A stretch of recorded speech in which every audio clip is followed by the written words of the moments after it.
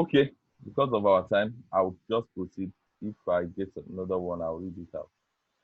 Yeah, so auditing how you perform for a specific period of time. I like that specific period of time. Then file management say is a system. I like system put in place to appraise staff performance in the workplace. So both of you have answered well. So let's look at what we have under our objective. Okay, I think, okay, this is Debbie Daramola. She says analyzing employees' performance. Okay, that's also correct. All right, so let me look at what we have in our objective. We have explain what is performance appraisal, describe the purpose of performance appraisal, define goals and efforts, define performance criteria, explain the steps in performance appraisal process, describe who should do the appraising, explain the various methods of performance appraisal, explain the importance of appraisal interview, explain the requirements for an effective appraisal system, then describe errors of performance appraisal. So please, if you just join, mute yourself. Or Pius Benjamin, please help me to mute. Okay, that's Amin Damilola. Okay, so she has muted herself or he. Yeah, so these are the different areas we're going to be looking at. Okay, I think someone has said something. Okay, Esther Abayomi, so sorry, I said PA, that's performance appraiser, is a system put in place to evaluate employees' performance to help the employee to improve in order to achieve individual and organizational goals. Very, very important.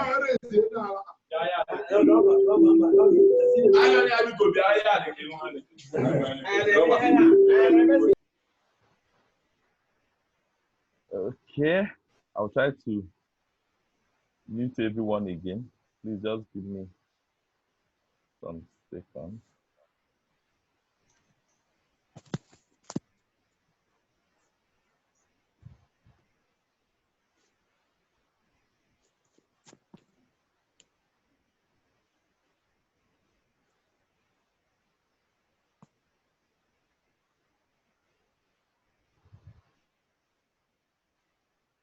All right, so I've muted everyone.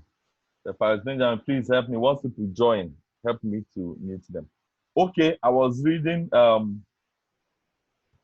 Esther Bayomi's contribution before that.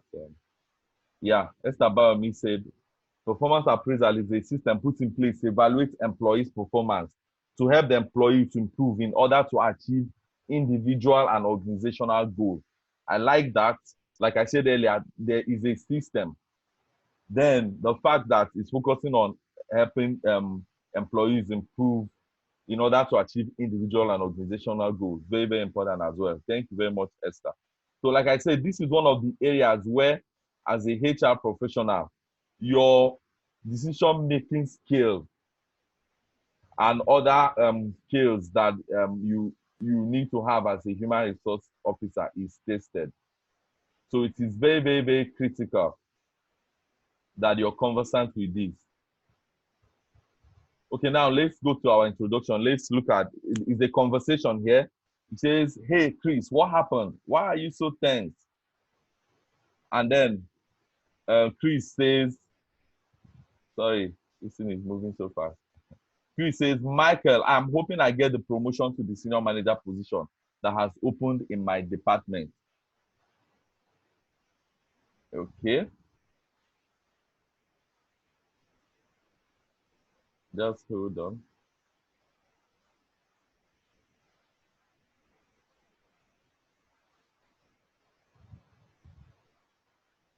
Okay, I'll just read the way it is. He said, of course you will, why not? That's Michael telling Chris. And Chris says, who knows? Maybe they will choose Tom instead. Why him of all the people? That says Michael. In that it's just that he's so good at impressing people He's forever being sweet and nice and doing sweet talking. Then Mike says, yes, that's true, but he doesn't have anything to show as far as work goes. You are the best. And I said, I hope they remember. Sorry, I'm trying to project this in a way that it's easy for me to read. Okay, so basically, I hope they remember. He just retalks everyone and all that. And they say, of course, they will. Did you forget performance appraisal? And then at this point, Chris now started feeling good when he remembered performance appraisal. So the conversation is about a position that's available in an organization. And Chris is worried because he's thinking that even though he thinks that he's qualified for that position, but he thinks that there's a guy that knows that knows how to sweet talk people, that is a hypocrite, that knows how to get into the managers and all that. And he was worried that they may consider the guy in his place.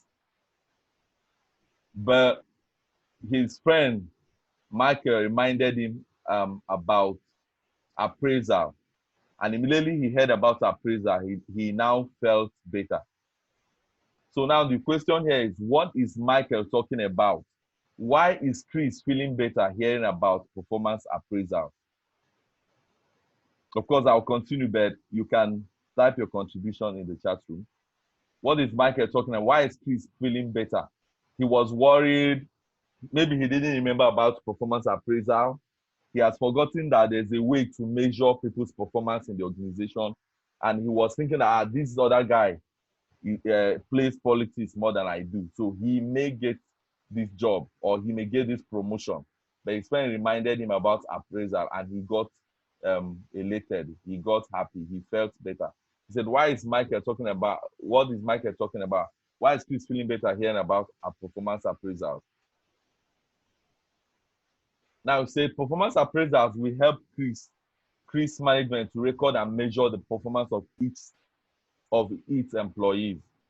So when the decision of choosing the new senior manager has to be taken, they can rely on the result of the performance appraisal to choose the most suitable candidates. So Chris feels better that during the performance appraisals, he will be able to clearly outshine Tom, as Chris is definitely a better performer than Tom. Okay, you can see why he got elated. And I said, let us learn about performance appraisal. Okay, did somebody say something in the chat room? Yeah, David Daramola said, Chris felt better because he knew his performance had been better for a while. So he's so sure of his promotion. Thank you very much. So by the time we start looking at the importance of appraisal, we find out that's one of the major things because the information or the outcomes or the results of appraisal are usually documented. So the management can always refer to them when it is time to take decisions regarding staff. So now let's learn about performance appraisal.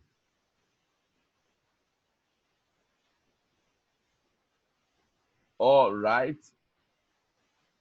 So before I read, okay, I added something on the slides, and that is what Peter Drucker, of course, he's a management expert.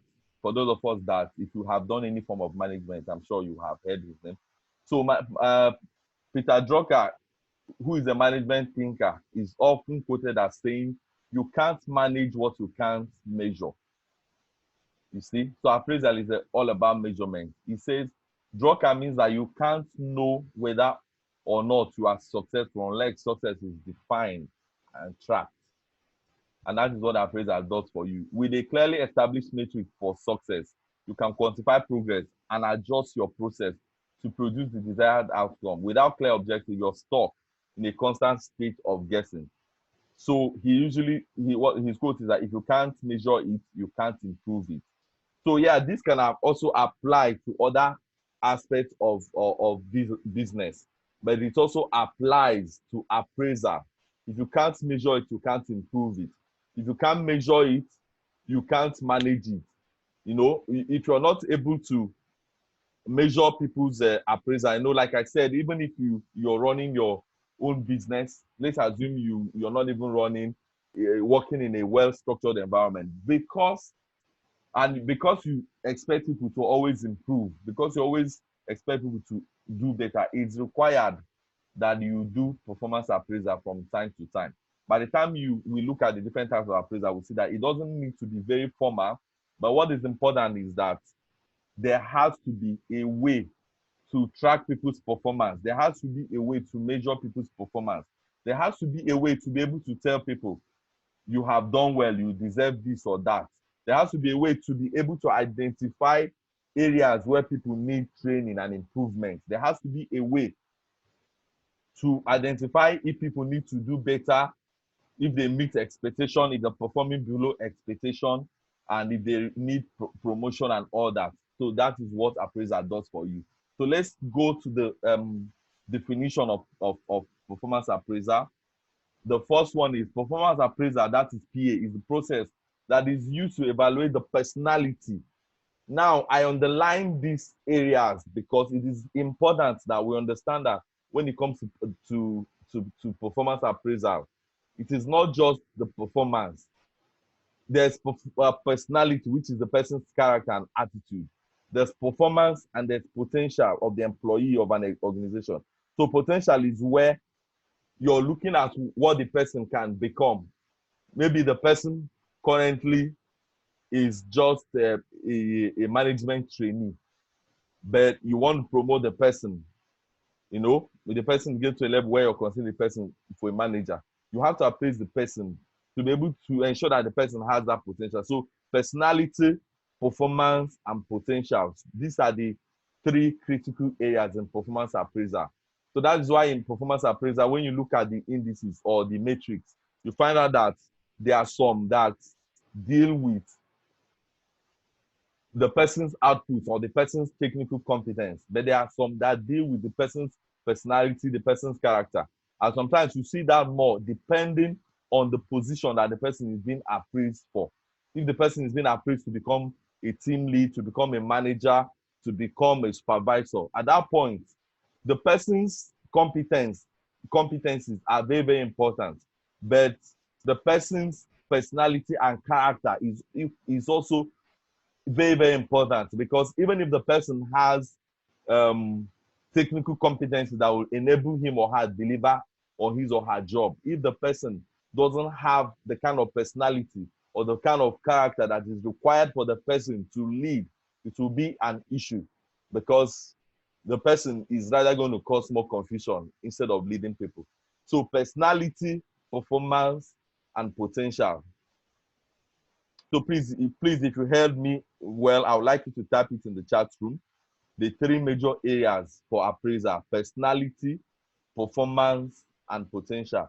Please type it in the chat room. That is how it sticks. And that is how I am sure that we're together. Then the other definition is that he said it is the process of evaluating and communicating to an employee how he or she is performing the job and establishing a plan for improvement. Hence, it is a system of review and evaluation of job performance to assess accomplishment and to evolve plans for development. All right, thank you, Dickness Ada. Thank you, Paris Benjamin. Thank you, Esther. Yeah. Okay, someone says 3 P's of PA. Very important. Yeah. Because just like Mrs. Power was saying in the afternoon, some of these things, you're going to see them in your exam. Of course, they may not be asked directly. Most of them will be applied questions. But if you have mastered these things, they're going to help you. Someone said partiality. Why? Robert Okorafor. I didn't say partiality. So the 3 P's of PA, like Esther Abayomi put it: personality, performance, and potential. Very important. This will help us even as okay, Robert, maybe you can tell us why. Okay, Okay, thank you. Corrected it. I wanted to ask you, tell us why you said partiality. So even as a human resource person or as a human resource professional, it will be important that you look out for these three elements, even when you're designing your performance appraisal um, checklist or grid or whatever tool that you use.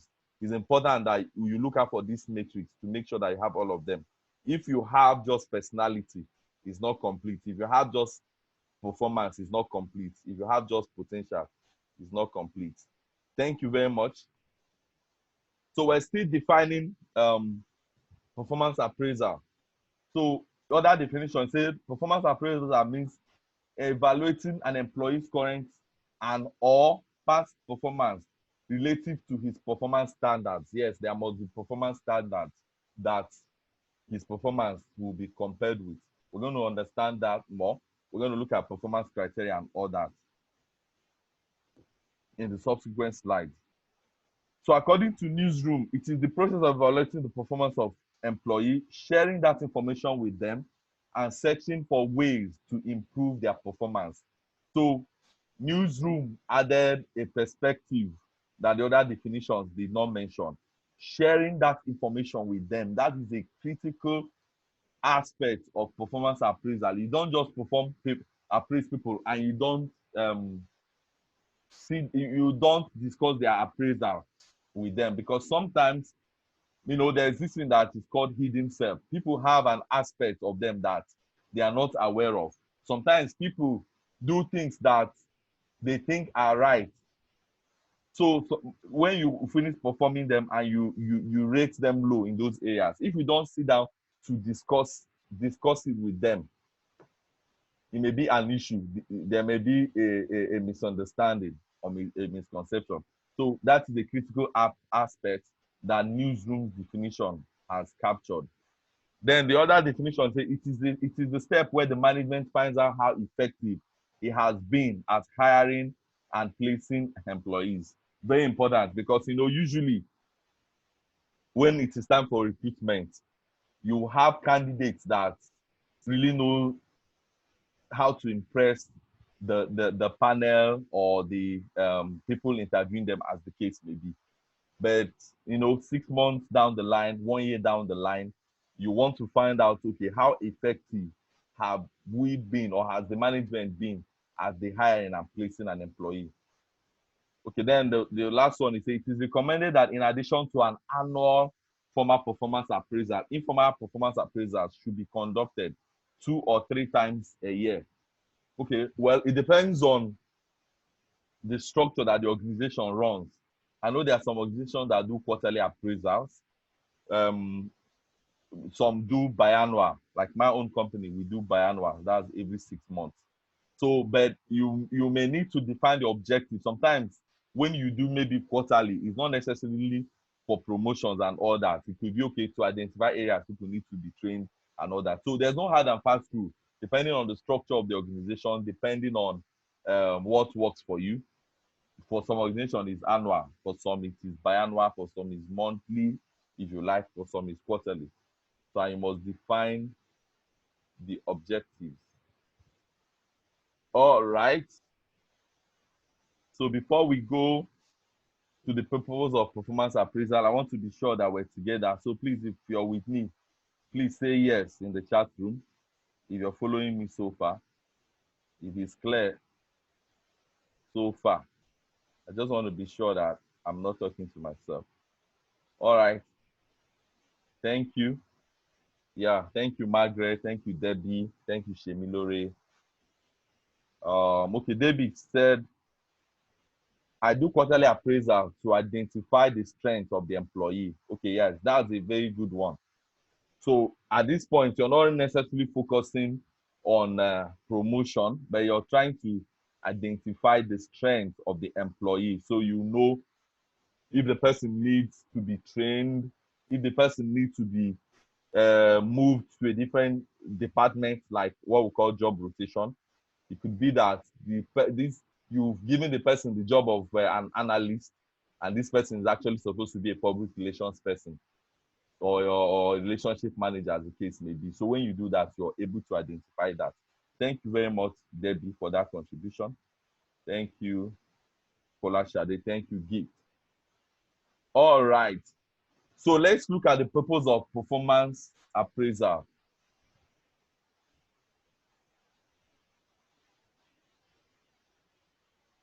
Okay.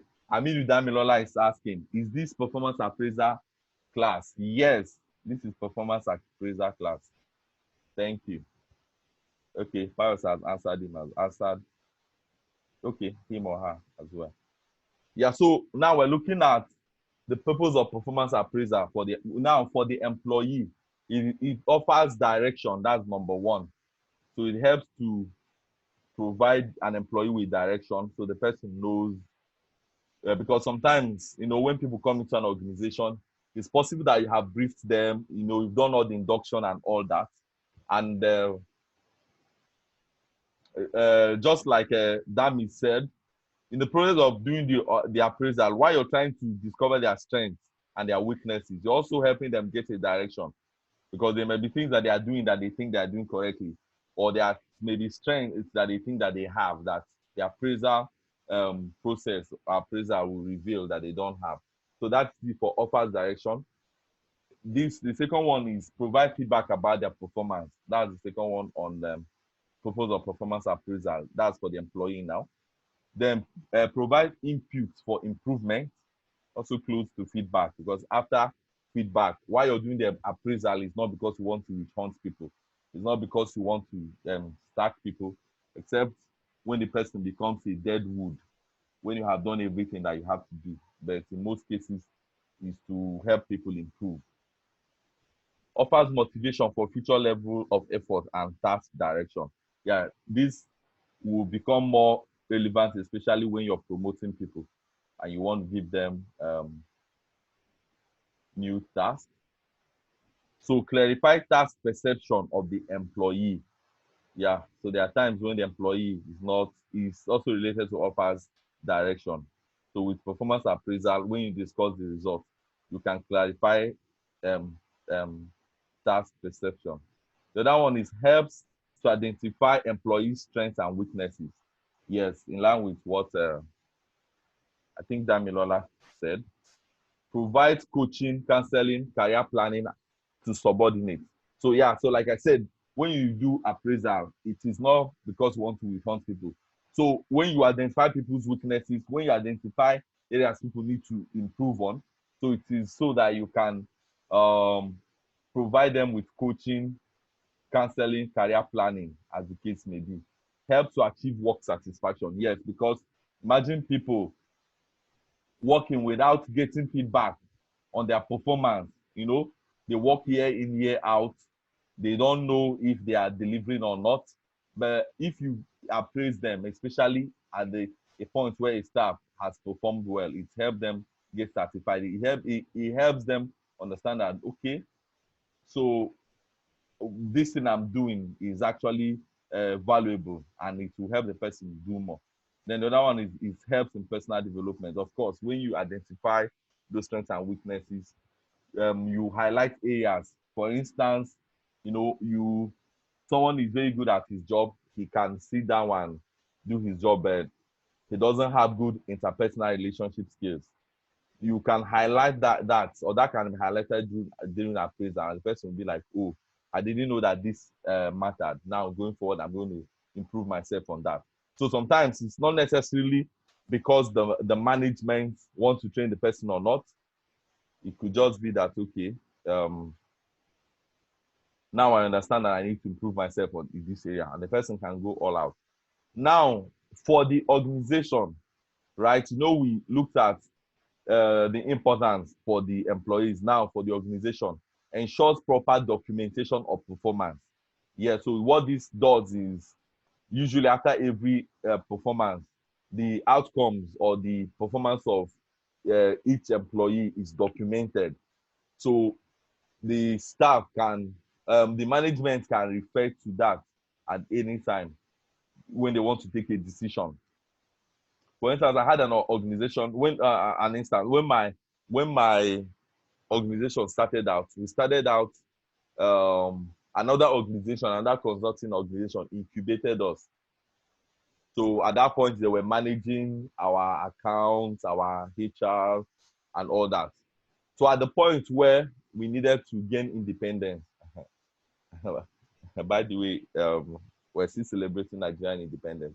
So at the point where we needed to gain independence, we now started looking inwards. Okay, who do we need to go and hire people from outside, or are there people in house that can do this job? Because we had proper documentation, we had an instance where we had two accountants, but from our appraiser, we were able to decide, okay, we didn't need to start doing an appraisal there and then. So because of the information that we already had that were documented, it was easy to just go and pull on them, and we were able to decide who becomes the accountant. Yeah, the other one is offers legal protection. So the reason why you need to do appraisal is that whether you're running your own business, or you are a manager or a team lead, you can have employees that are crazy, that can wake up one day and start telling you that they have been working for you for 10 years and you have never promoted them. And if you don't have a documented appraisal information, it will become your word against theirs. And they can decide to take you to court or all that. But with those information, there's a structure in place. It offers you legal protection. So it is very important, even as a small business. I know we have this thing we do that sometimes, especially for small businesses, for one-man businesses, like we call it here. Some organizations think that they don't need to do these things, but the truth is that you're actually protecting yourself. When you do this, it's documented, either electronically, digitally, as the case may be, or manually. It's documented. So if in any case you have a situation where someone just wakes up one day and starts saying that, I've been here since blah, blah, blah, you go and pull on it. And because it is structured, it is documented, you will be sure that the person cannot just go and institute any um, um, legal whatever against you. So it offers you legal protection. So the other one is create a motivation system. Yeah, because people know that they are going to be appraised at a certain period. They are motivated. Sometimes people look forward to appraisals. If it is annual, if it is biannual, if it is quarterly. Because people know that at a certain time. I remember those days when I was a junior staff, we look forward to it. Sometimes your managers will joke with you, you do something, they'll be like, this is an appraisal issue. So you're looking forward to it. And because of that, you're motivated, because you know that there's a system that evaluates what you do and rewards you if you're doing well. So that way, there's it creates a motivation system. Okay, then the other one is for decisions relating to promotions, firing, layoffs, and merit pay increases. That cannot be overemphasized. Of course, we have identified in some of the classes we've had that money is a major motivator. So no matter how we do the appraisals and train people and all that, if it doesn't translate to pay, some people will not adjure it as important. So it's very, very important. Some people will not adjure it as important rather. Okay, so the other one is that it provides input for training and development needs. Yeah, of course, when you appraise people, when you identify the weaknesses, you are also able to identify areas that people need to be trained. And that way you can provide them with the training. So we're still looking at purpose of performance appraisal for the organization slash management. Feedback, clarified management expectations. Yeah, feedback from the appraiser. Input to validation of selection procedures. Yeah. Input to human resource planning. Yeah. Where you do your forecasting, you're able to know, okay, who do we have? When you're doing your succession planning, from the performance appraisal, from information from performance appraisal you've done over the years, you're able to know, okay, if Mr. B resigns tomorrow, do we have a replacement for him or her? Okay, for him rather. So if Mr. B resigns tomorrow, do you have a replacement, or do we need to start recruiting now so that we can have a succession planning, so that we don't have a situation where our superstar leaves and everybody is running up and down. So that is it about that. To take measures for employee improvement, yeah, that has also been said. Help to focus employees' effort to achieve company strategic goals. Of course, we have identified that human resource management does not work in isolation of organizational goals or organization strategic goals. So if you have employees that are not working towards establishing or achieving the strategic goals of the organization, of course, it's going to impact on the return on investment and profitability of that organization. So when you do your appraisal, you're also able to be sure that okay, these people are working towards achieving these company's strategic goals. And if you're able to identify that, but of course, it depends on the kind of matrix that you're using. So that's where your skill comes in, and that is where the 3 Ps come in. Please, I want to be sure that we still remember, especially for those of us that joined late. Please, what are the 3 Ps of performance appraiser? Please type in the chat room if you can remember. Thank you.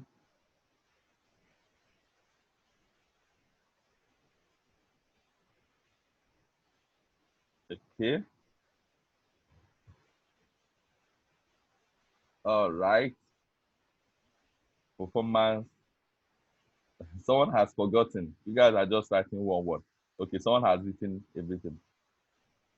Personality, performance, and potential. Very important. Thank you, Dickness Ada, Pius, Debbie, Orelaja, Robert. Thank you very much. Okay, so still looking at the purpose of performance appraisal for the organization. The other one is help to identify employee strengths and weaknesses. Okay, assessment of employees' potential and performance, develop positive relation and reduce grievance. Of course, when you are able to appraise people, and remember what we talked about, discussing their appraisal with them, it will help to reduce grievance, because someone may be thinking that he or she is qualified for promotion, and you by the time you have a discussion with the person, I've given an example here of one of the subordinates I had. The guy was good with his job. He was an analyst. We employed him to write reports and all that and all that. But over time, as the organization started to grow, we needed him to move on to become a supervisor. But it was a struggle. So through appraisal, we were able to explain that to him. We said, okay, you're good at your job. You can do what we have employed you to do initially. But now we need you to become a supervisor. We need you to become a team lead. And there are skills that you have to now go out of your comfort zone to acquire. So that way, during appraisal, when he saw the areas that he was appraised, supervisory skills, interrelationship skills, and all that, it was clear to him that, okay, I need to improve on these areas. Otherwise, he will be thinking that after all, I am doing my job, I can do my reports very well. I have all the skills, I can do all the charts and all the whatever that you want me to do.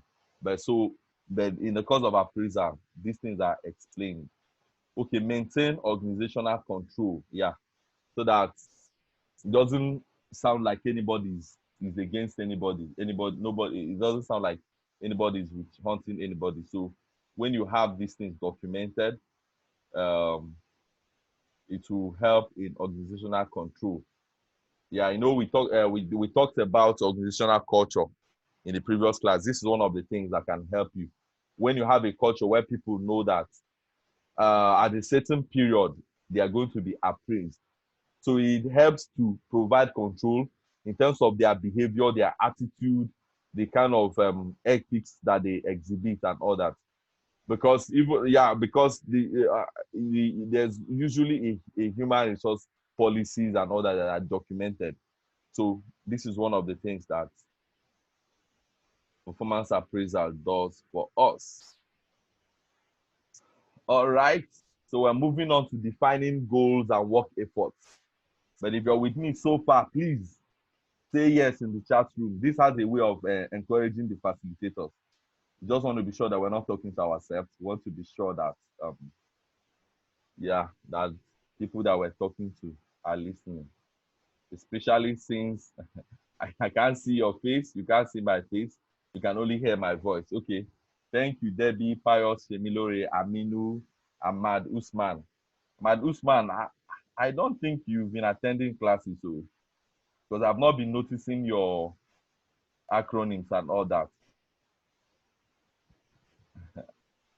Okay, Dickness Ada, thank you. Apollonia, thank you. Margaret, thank you. So thank you very much. So now we're going to move on to defining goals and work efforts. Of course, because you need to define these things before you are able to design an appraisal instrument, as the case may be. Thank you, Daniel Fadare. Thank you, Olu Dolakbo Nubi. Thank you very much. All right. So moving on, we're looking at defining goals and work efforts. As the name suggests, effort is defined as the amount of work or the number of work units used to complete an activity. So now let's look at what we have here. You say the main purpose of any organization is to make sure that all the employees work towards the strategic goals of the company. This is repeated here because it's very, very important. Oh, okay.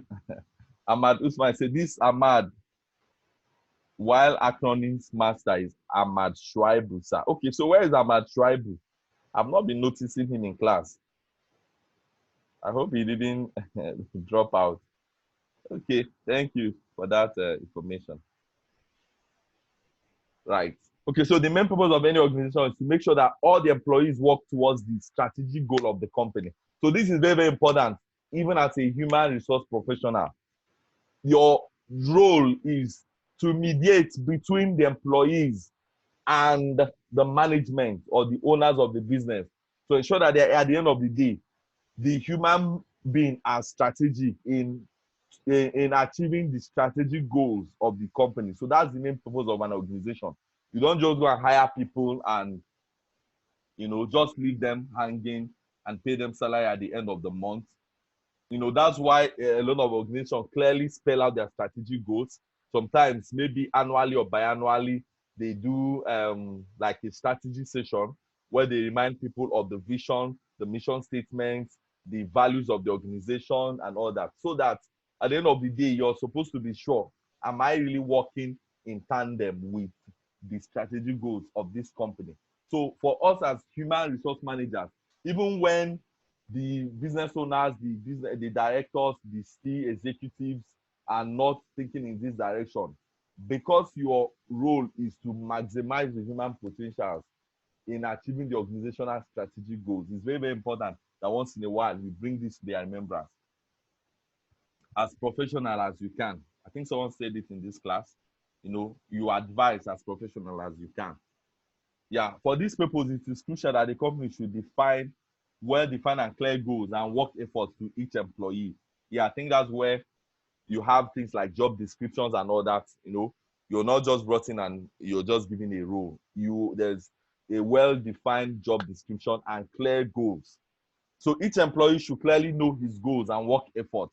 He should know towards which direction he's working each day. Right?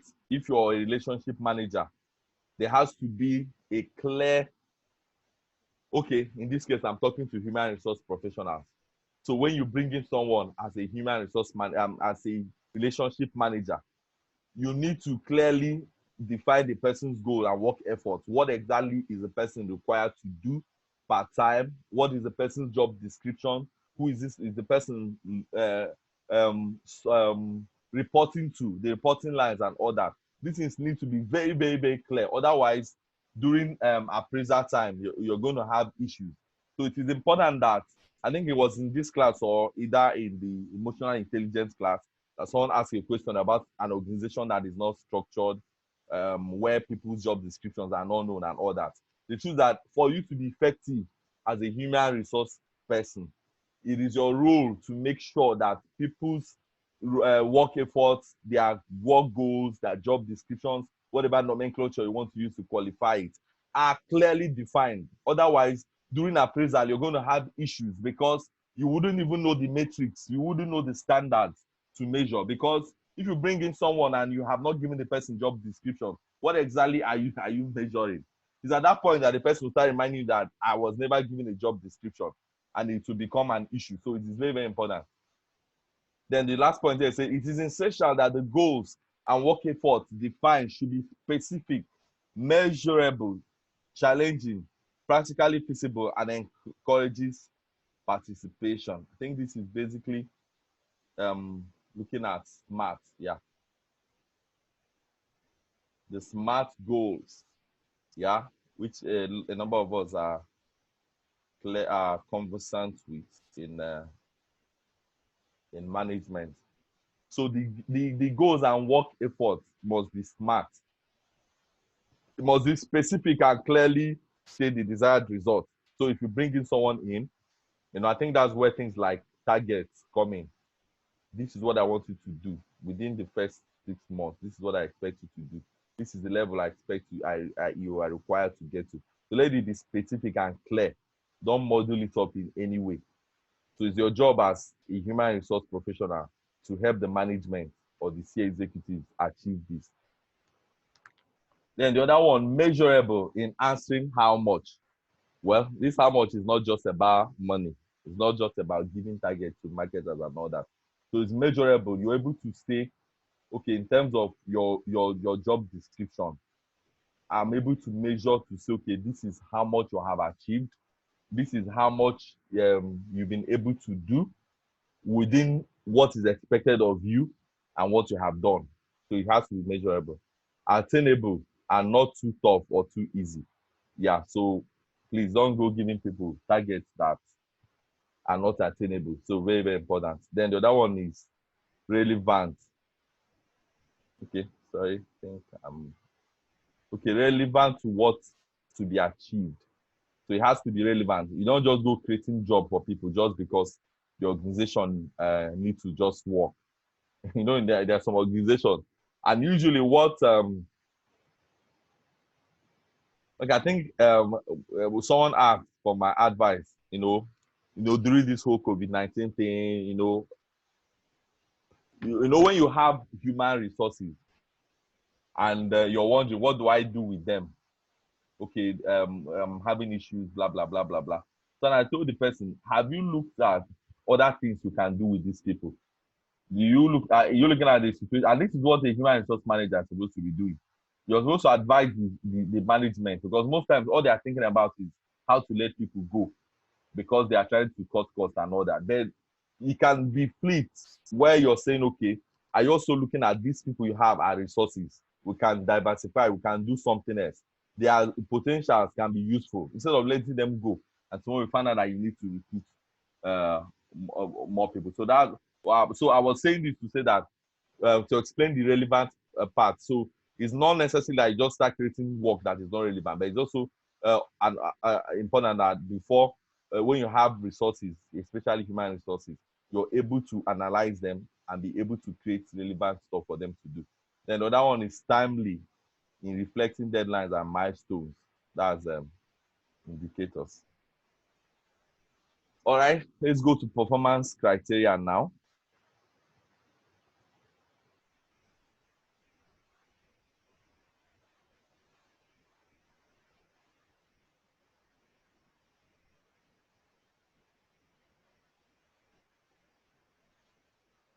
I believe that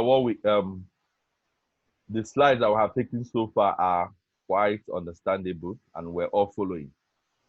Okay, so we're looking at performance criteria. Right at the middle of this circle, I define performance criteria. Well, like I usually say, even for some of you that will get, or for some of you that have paid for materials, sometimes some of the things I have in my slides will not be in your own, because, of course, I try to define some things, try to go the extra mile to get some more information. So it's very important that we pay attention. It's a performance criteria are the expression of what is to be measured and why, right? that is how success is defined. Then I have some examples here. Quality, things like quality of work, goals and target achievement, level of productivity, initiative and motivation, teamwork and leadership skill, problem solving skills, written and verbal communication skills. So having said that, I want more examples of performance criteria. What are the, if we're going to measure people, and I want them in the chat room, and please don't repeat the ones I have mentioned. If you're going to measure people, what are the examples of performance criteria? Because if they are not performance criteria, then what are you measuring people on? So please, I want more in the chat room. What are the examples of performance criteria? Looking at the ones that I have listed here. It could be your experience from your past appraisals. Just share so that other people can learn. I'm waiting, you know? All right. I think someone has something for me. Okay, yeah. Pius Benjamin said interpersonal relationship. Yeah, very important, especially if someone is going to the level where he or she is going to now become a team lead or a manager. You need to, yeah, it's a skill that is required. Then Paula Shade said punctuality. Yes, I need more. There are a whole lot. There are a whole lot. Performance criteria. Having defined performance criteria. So what are the okay, someone said ability to work under pressure. That's still for Paula Shade. Orelaja Ademola Lawrence said integrity. Very important. I need like two more. Okay. Robert Okorafo said behavior. But behavior is encompassing. I'll appreciate if you can break it down. Orelaja said assertiveness. Margaret Adenuga said commitment to work. Very important. Yeah. Pius Benjamin said initiative. Paula Shade Daniel said foresight. Thank you very much. That shows that we understand it. So there has to be a performance criteria. Yeah, creativity. Yeah, very important.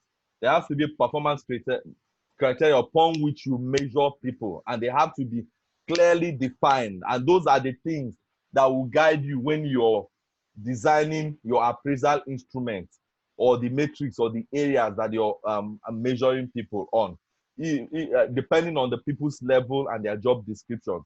Thank you. So performance criteria helps to translate job requirement into levels or acceptable or unacceptable employee behavior. It is essential to define performance criteria for conducting a performance appraisal. Yeah. Hence, performance criteria is an important determinant of performance. Very important. It is an important determinant of performance. All right. We're moving on. Still looking at performance criteria. You say performance criteria play a critical role in the job analysis. Job analysis performance appraisal linkage.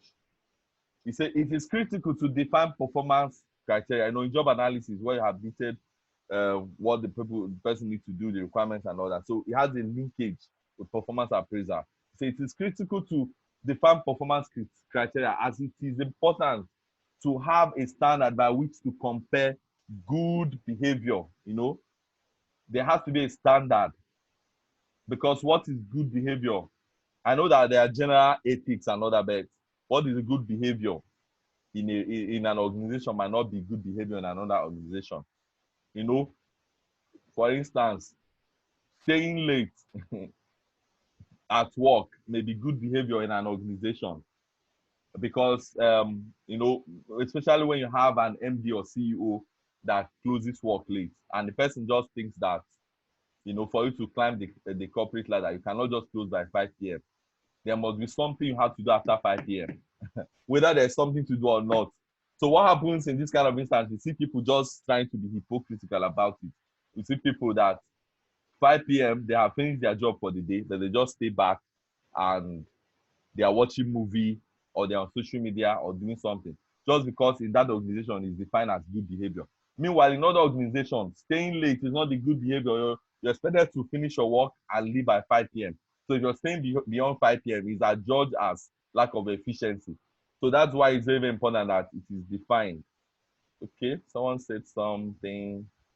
Okay, I think it's still in line with the performance criteria. That's our Awoson Akintoye said contribution. Thank you very much. Then hence you can see that predictors are what a company looks for in an individual while hiring, and criteria is the evidence of a good employee. So predictors, of course, when you're hiring, these are the things you predict. This is what you look out for when you're hiring. The evidence is now, he said, sorry, let me take that again. You see that predictors are what a company looks for in an individual while hiring.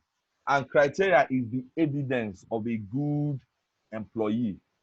So at this point, the person is already an employee, right? So meeting up these criteria will now become the evidence of a good employee. But at the point where you're hiring, it's still they are still predictors.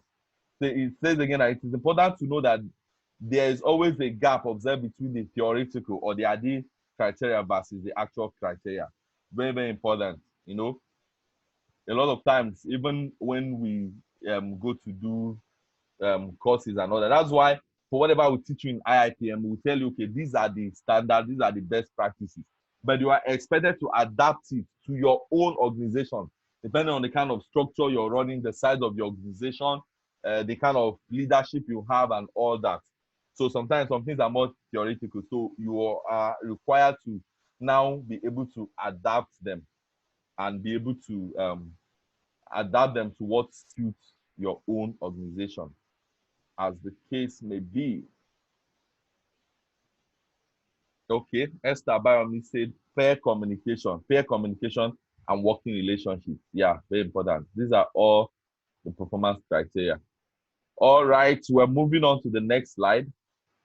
I envisage that we're going to end before 2 hours.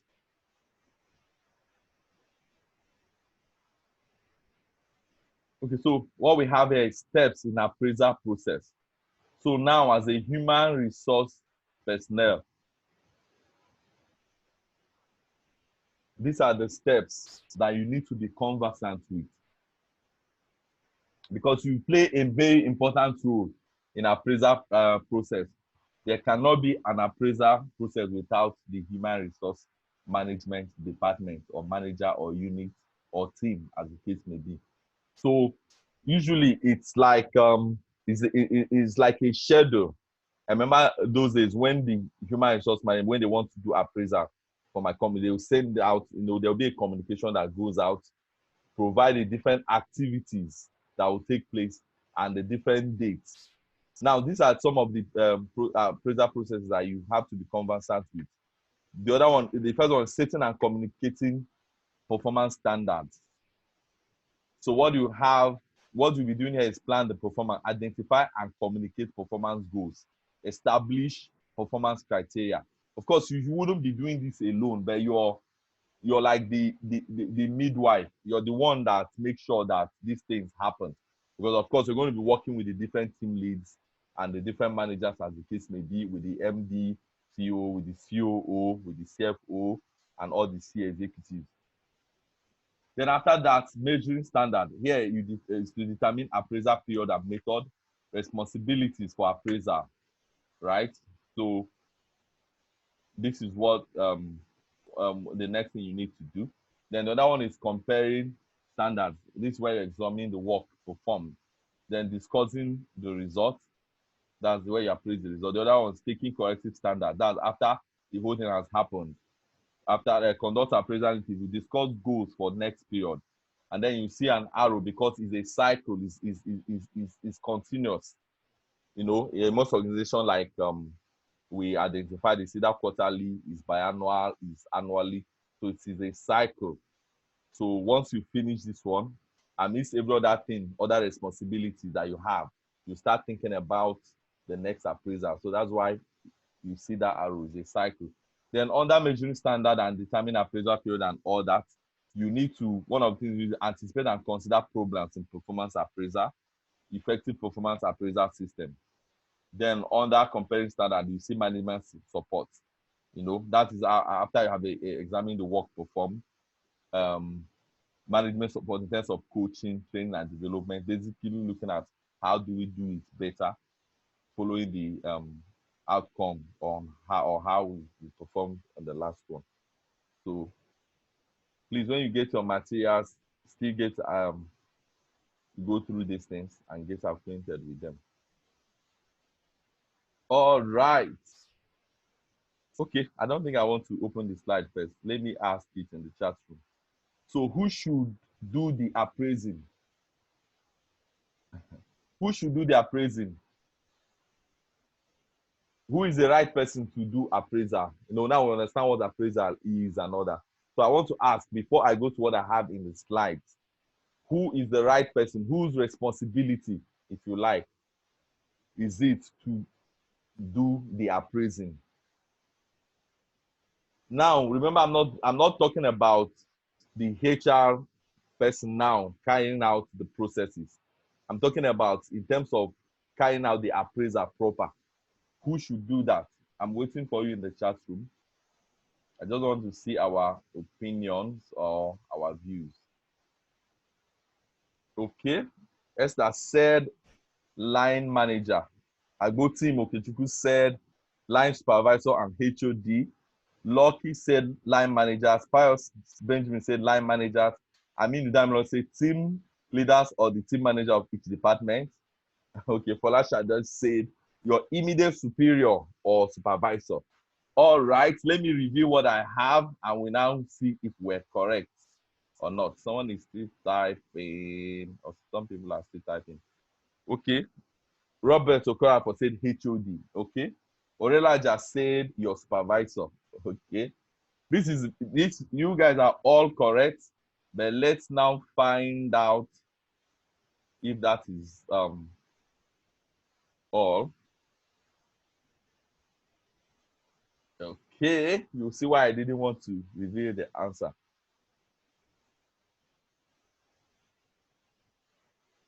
Okay, so like we all rightly said, generally the supervisor or the reporting manager is the best person to observe and evaluate subordinate performance, and is also responsible for that person's performance. This is due to the fact that, okay, said, however, relying solely on supervisors' ratings is not always advisable. How many of you agree with me? Relying solely on supervisors' rating is not always advisable, right? He said this is due to the fact that an immediate supervisor may be biased for or against the employee. Therefore, it is essential that the appraisal may be done by some other person or people. So now, essentially, like we have all pointed out, the HOD, the immediate supervisor, the line manager, whatever nomenclature we want to use, yes, is the ideal person. But by the time we start looking at the different types of appraisal, we'll see that there's this 360.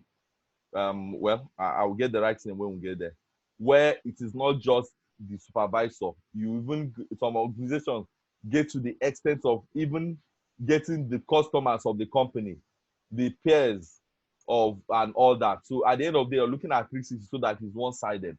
Then my own personal observation too is that in as much as your direct supervisor is the one that do the rating and all that, but a lot of times the other managers in the organizations also make contributions regarding your performance or the outcome of your performance.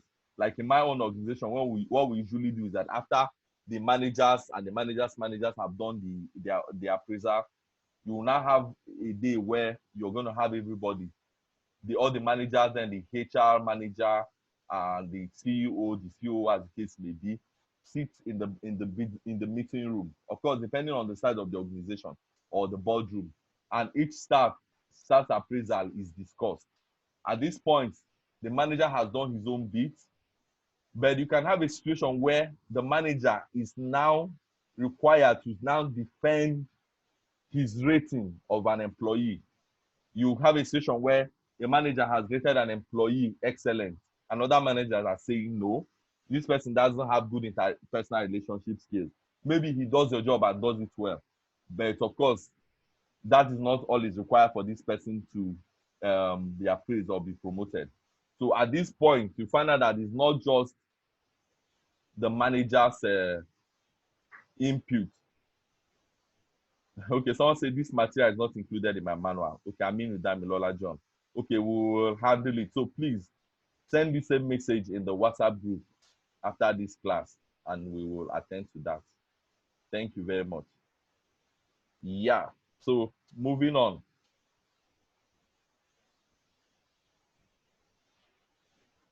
Okay, so now still looking at who should do the appraisal. Even though this is a type of appraisal system, but we're using it here to explain that a few of the suitable people who can carry out the appraisal are as follows. Now, it depends on how the HR manager, the organization, decide to do it. You can decide to attach weight to it.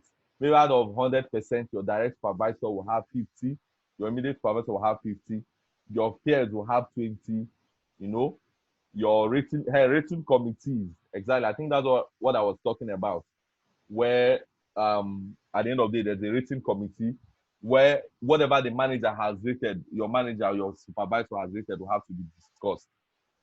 Self-rating, yeah, self-rating is also part of it. Then there's also subordinate rating. This is very important because you may be a manager and of course if an organization is going to adopt this type, it's going to be anonymous because you don't want a situation where tomorrow you start sparking for the subordinate and say, hey, you're the one that rated me for in creativity. I will show you Pepe. So if you're going to do this kind of thing, it has to be anonymous. So yeah, so that is apart from your immediate supervisor, these are the other people. It's called 360-degree feedback. 360-degree feedback. So that way, in my own opinion, the appraisal system or the appraisal is balanced so that even if you have a situation where your immediate supervisor is biased against you, maybe your peers can say something, maybe your subordinates, maybe your when you're rating yourself, and maybe when the rating committee is rating you, they can help to also balance whatever the manager is saying. Okay, now we're going to go to performance appraisal methods.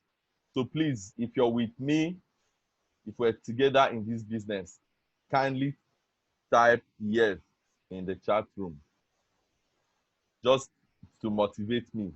Okay, it's not the participants or the students are not the only ones that need motivation. Even the facilitator also need motivation. Thank you, Margaret, Lucky, Apollonia, Esther, Benjamin, Orelaja. Thank you very much. Okay, now we're going to look at, thank you, Tochuku. Thank you. Thank you, Daniel. Yeah, this gives me the courage that we're together. Thank you. Okay, so we're looking at performance appraisal methods. I remember, like I said, there's no hard and fast rule. So maybe while we're looking at this, you may be able to identify the one that your organization uses. And even if it is not here, the essence is you go and study them and you may be able to recommend some, especially if you're already a human resource manager and all that.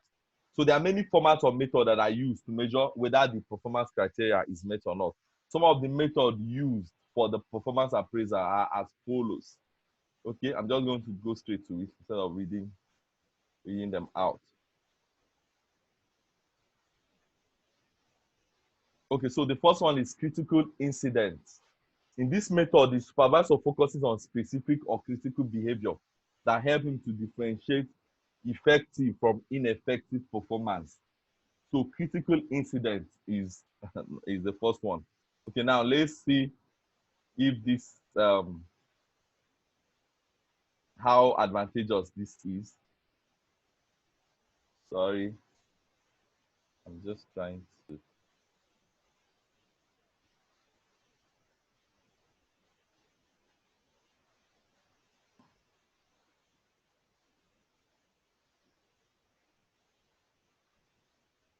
Okay, so so say the red here for critical incident appraiser.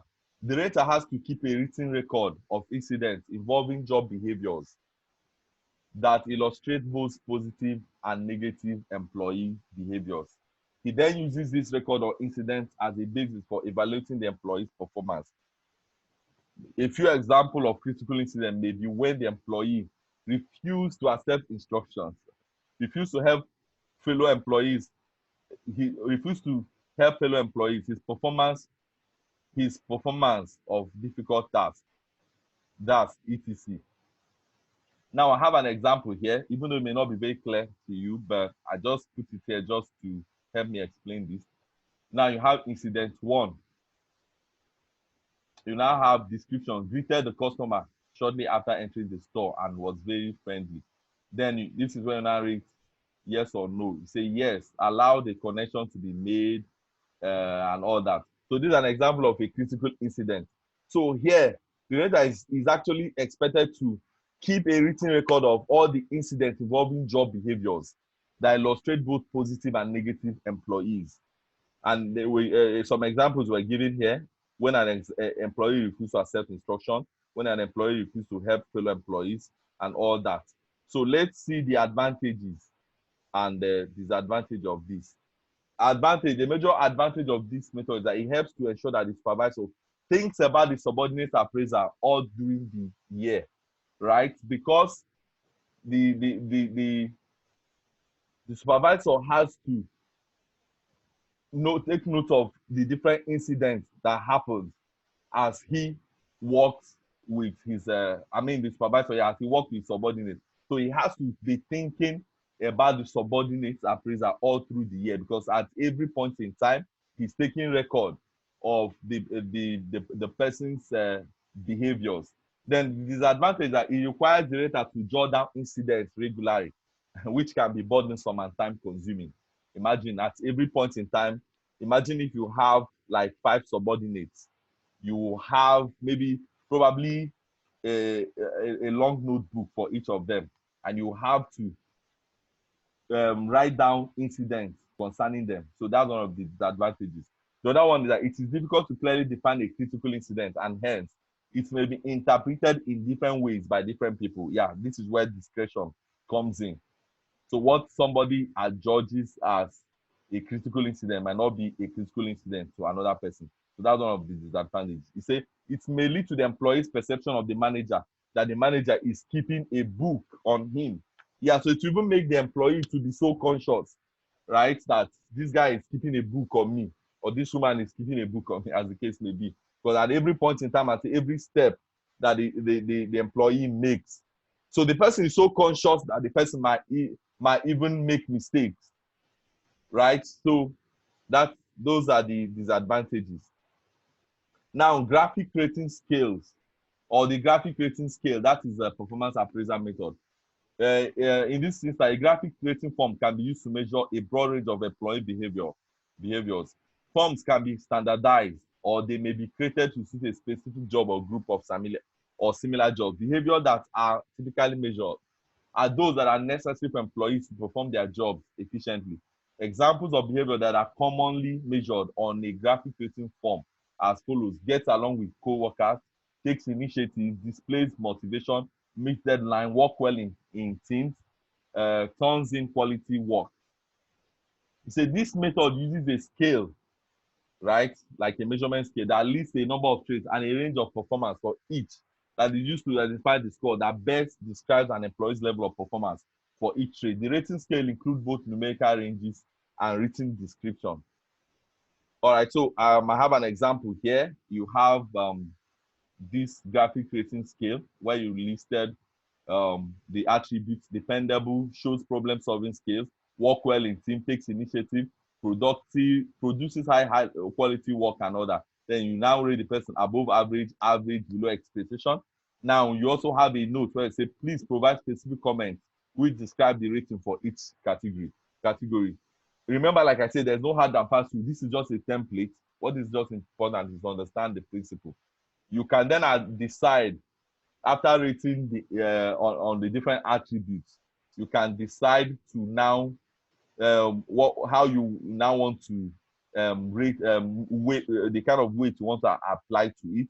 You now decide what is meet expectation, what is below expectation, what is exceeds expectation, as the case may be. Once you have that standard defined in your whatever, at the end of the appraisal, you can now calculate the values and be able to rate the staff.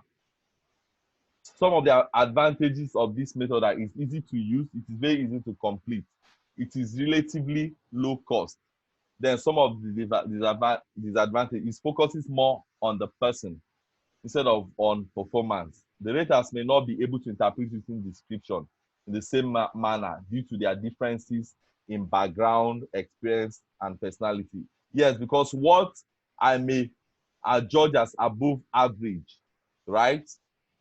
Another supervisor or another manager may judge as average, depending on our background, experience, and personality, and all that. You know, so for some people that are perfectionists, you know, perfectionist kind of people, depending on their temperament and all that, or the melancholic people and all that. Sometimes something that maybe a sanguine may just think is good, the person may think is bad or below expectation. So that is one of the major challenges of this. The categories choosing for rating may have little relationship to job performance. Okay, so the next one we have is behavioral anchored rating scales. So, which is called BARS. It's an appraisal method that combines the benefits of narrative, critical incident, and quantitative rating. So this uses combines both quantitative and qualitative. This is done by using a quantified scale with specific narrative examples of good and poor performance. Behavioral or BARS are designed to bring the benefits of both qualitative and quantitative data to the employee appraisal process. He said BARS compare an individual performance against specific example of behavior that are anchored to numerical ratings. For example, a level 4 rating for a nurse may require them to show sympathy to patients, while a level 6 rating may require them to show higher level of empathy and ensure these outcomes across and ensure this comes across in all dealings with the patient. Okay, so I'm going to show an example, but let me still explain it. In this method, the supervisor rates employees according to item on a numerical scale. BARS help to overcome errors in performance appraisal that occur while using a graphic rating scale. The key word here is behavior, quantifying and qualifying behaviors. Then there are few terms associated with behavioral anchored rating scales, and I'll try to explain them.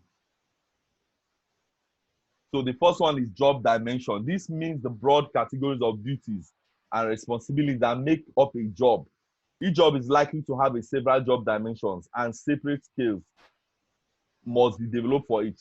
For example, the general categories of tasks or duties that define the, still explain the general categories of tasks or duties that define the nature of a particular job, such as clerical duties, receptionist duties, or decision-making responsibilities. So for every job, there are dimensions, right?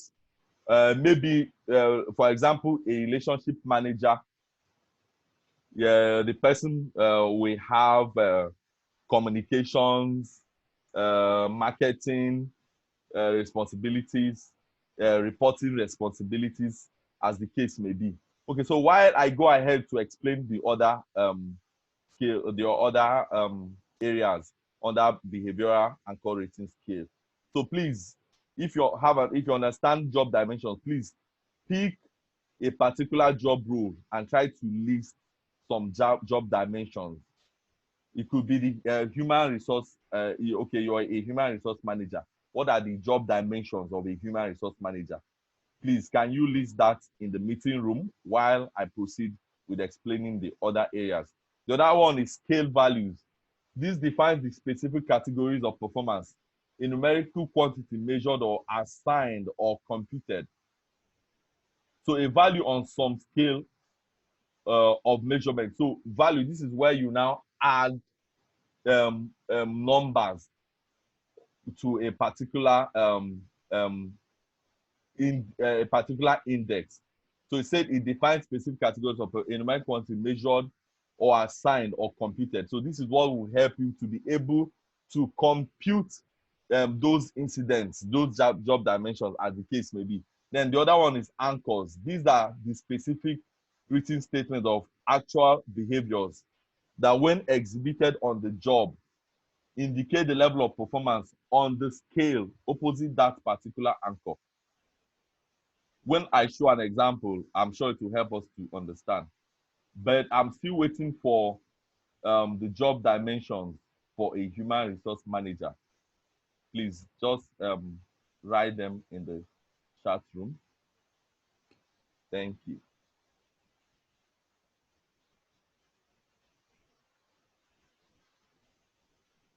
Okay, now this is an example of a behavioral rating scale. Here, what you have a job dimension that is work scheduling, right? Let's say that, yeah, it could be part of a human resource manager's job dimension, work scheduling. And what you have here under work scheduling, you have the scales 1, 2, 3, 4, 5. Now, the number one scale here, you have no plan or schedule of work and no concept of realistic due dates. So if you're going to rate this human resource manager now on job scheduling using the behavioral anchor rating scale, you will rate, if the person have no plan or schedule of work and no concept of realistic due date, the person will be rated 1. Then number 2, have a sound plan but neglect to keep trace of target dates or to report schedule slippages or other problems as they occur. The person will be rated 2. Then the 3, make a list of due dates and revise them, but are frequently surprised by unforeseen events. The person will get a 3. Usually satisfy time constraints with time and cost overruns coming up infrequently. Then the last one, develop a comprehensive schedule, observe target dates, and update the status of operations, relative plans, making schedule modification as quickly as necessary. So if you're going to rate an employee on the job dimension, work scheduling, this is an example. So this is the different incidents that have been attached to the scales. When you look at them, will determine how the person will be rated. Will guide you on how the person will be rated. Then he said it helps to determine an employee's level of performance based on whether or not certain specifically described job behaviors, right? So those incidents are job behaviors are present. Bars focus on functional behaviors demonstrated on the job rather than on performance outcome. It is assumed that these functional behaviors will result in effective job performance, right? These are the steps to designing a behavioral anchor rating scale. Okay, now still explaining it. The method of using bars for performing appraisal is as follows.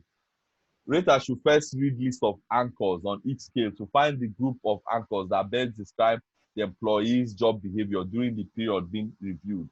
Rater then select and check the scale value opposite the group of anchors. This process is followed for all the identified dimensions of the job. Then total evaluation combines the scale values checked for all job dimensions. This is one of the most technical method of job appraisal because it's actually tasking and it requires a lot of effort. So the advantage is it is a relatively more accurate method of measure. It has very clear defined standard. It helps in providing specific constructive feedback to employees. It is evident of dimensions. It is independent of dimension. It is consistent. It is a consistent method. It is developed through active participation and all that. Then the disadvantages, it takes considerable time and commitment to develop, right? Unlike the critical incident and the graphic scale where you just design a form. This one takes a lot of time and commitment. There are separate forms that have to be developed for different jobs, right? So when you're doing the dimension, for instance, you look at the different job dimensions and you have to develop separate forms. So this is one of the disadvantages, basically because it is more tasking. Okay, another performance appraisal method is MBO, that's management by objective. I'm sure this is a word that a lot of us are conversant with. Management by objective method of performance appraisal are result oriented. That is, they seek to measure employees performance by examining the extent to which predetermined work objectives have been met. Usually, the objectives are established jointly by the supervisor and subordinates. An example of an objective for a sales manager might be increase the gross monthly sales volume to $250,000 by 30th June. So this is clearly defined. Once an objective is agreed, very important, it has to be agreed. Once it's agreed, the employee is usually expected to self-audit. That is to identify the skills needed to achieve the objective. Typically, they do not rely on others to locate and specify their strengths and weaknesses. They are expected to monitor their own development and progress. So that is management by objective. Okay, Sunday, Oxford. Yeah, the attendance will be taken towards the end of the class. But of course, this is not a very long class. I'm going to do my best to ensure that I round off soon.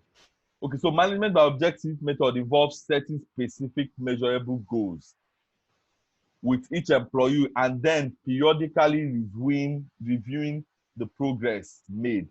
So you set goals for each employee and you periodically review the progress made. You know, this is an example where you have defined organizational goals, defined employee objective, continuous monitoring performance and progress, performance evaluation, providing feedback, then performance appraisal. In this method, quantitative measures such as sales, profits, zero defect units produced are aligned with the objective. So MBO evaluates how well an employee has accomplished objective determined to be critical in job performance. It is generally used with professional and managerial employees. So this is where it is generally used. Right. We still have some more. So I will try to just read them out. Then when you get your manuals, you can take your time to study them and do further studies on them. Some of the advantages of MBO, it sets objectives that are quantifiable and measurable. Of course, these objectives are set and the employee will keep them in view, right? Because you know what you're going to be measured on. I think it's also like when you're giving targets, you know what you're expected to deliver. So you keep it in view. It includes the employee's participation in objective setting process. It also involves employees' active participation in developing the action plan. It provides an opportunity for manager and employee to discuss progress and modify objectives when necessary. So this doesn't have to wait till when it is the proper time for appraisal. So the manager and the employee can have discussions when necessary and see how to improve. The disadvantages, it is time consuming. It may result in a tug of war or to and fro discussion between manager and employee for setting the objective, action plan, etc. All right. Okay, so another method is multi-rater assessment or 360-degree feedback. 360-degree feedback. This can be one of the most effective ways to ensure employees get broader fairer feedback that supports improved performance and ongoing development. You know, like we pointed out when we said who should carry out the appraisal. We talked about the 360 feedback, multi-rater feedback, 360-degree multi-rater feedback. So this method employed a multi-source feedback method, which provides a comprehensive perspective of employee performance by utilizing feedback from the full circle of people with whom the employee interacts: supervisors, subordinates, co-workers, sometimes customers, as the case may be. So you say that this is one of the most effective because it is balanced. It is not one-sided. It is not subjective. Even if the employee, supervisor, or manager, as the case may be, or the HOD has issues or is going to be subjective, the appraiser will be balanced with the feedback that will be gotten from the other appraisers. So that's one of the methods that can be considered.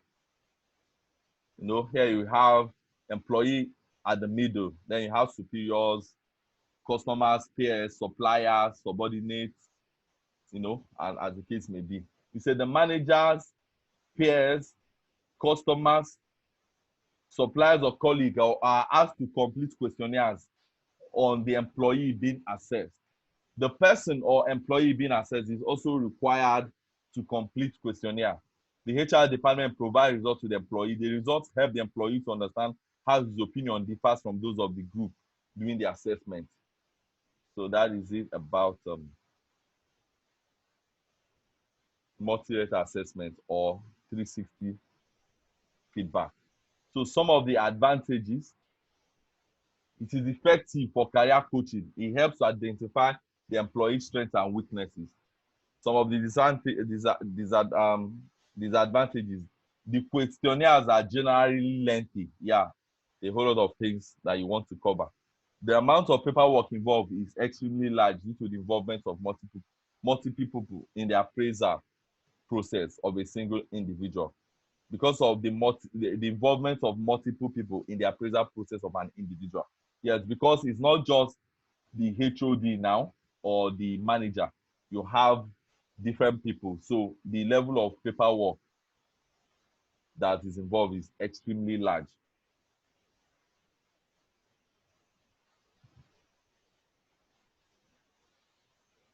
Okay, we still have some methods.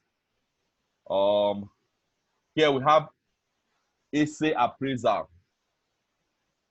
Okay, while some will label it as the grandfather of performance appraisal, the same method is still commonly used appraisal method in some businesses. You know, he said in this method, a rater prepares a written statement describing an individual's strengths, weaknesses, and past performance.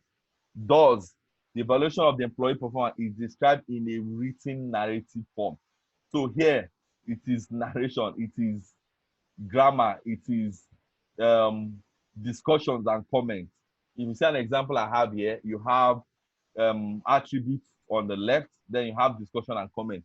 Does the employee pay attention to details? Here, you're not just rating with yes, no, or average, whatever. You're writing English or whatever language that you speak. So you discuss, does the employee pay attention to details? You take time to start writing why you think the person pays attention to details, and you can give examples of when the person gave attention to details and all that. Does the employee work well with the team? You're expected to write as well. Is the employee capable of taking initiative?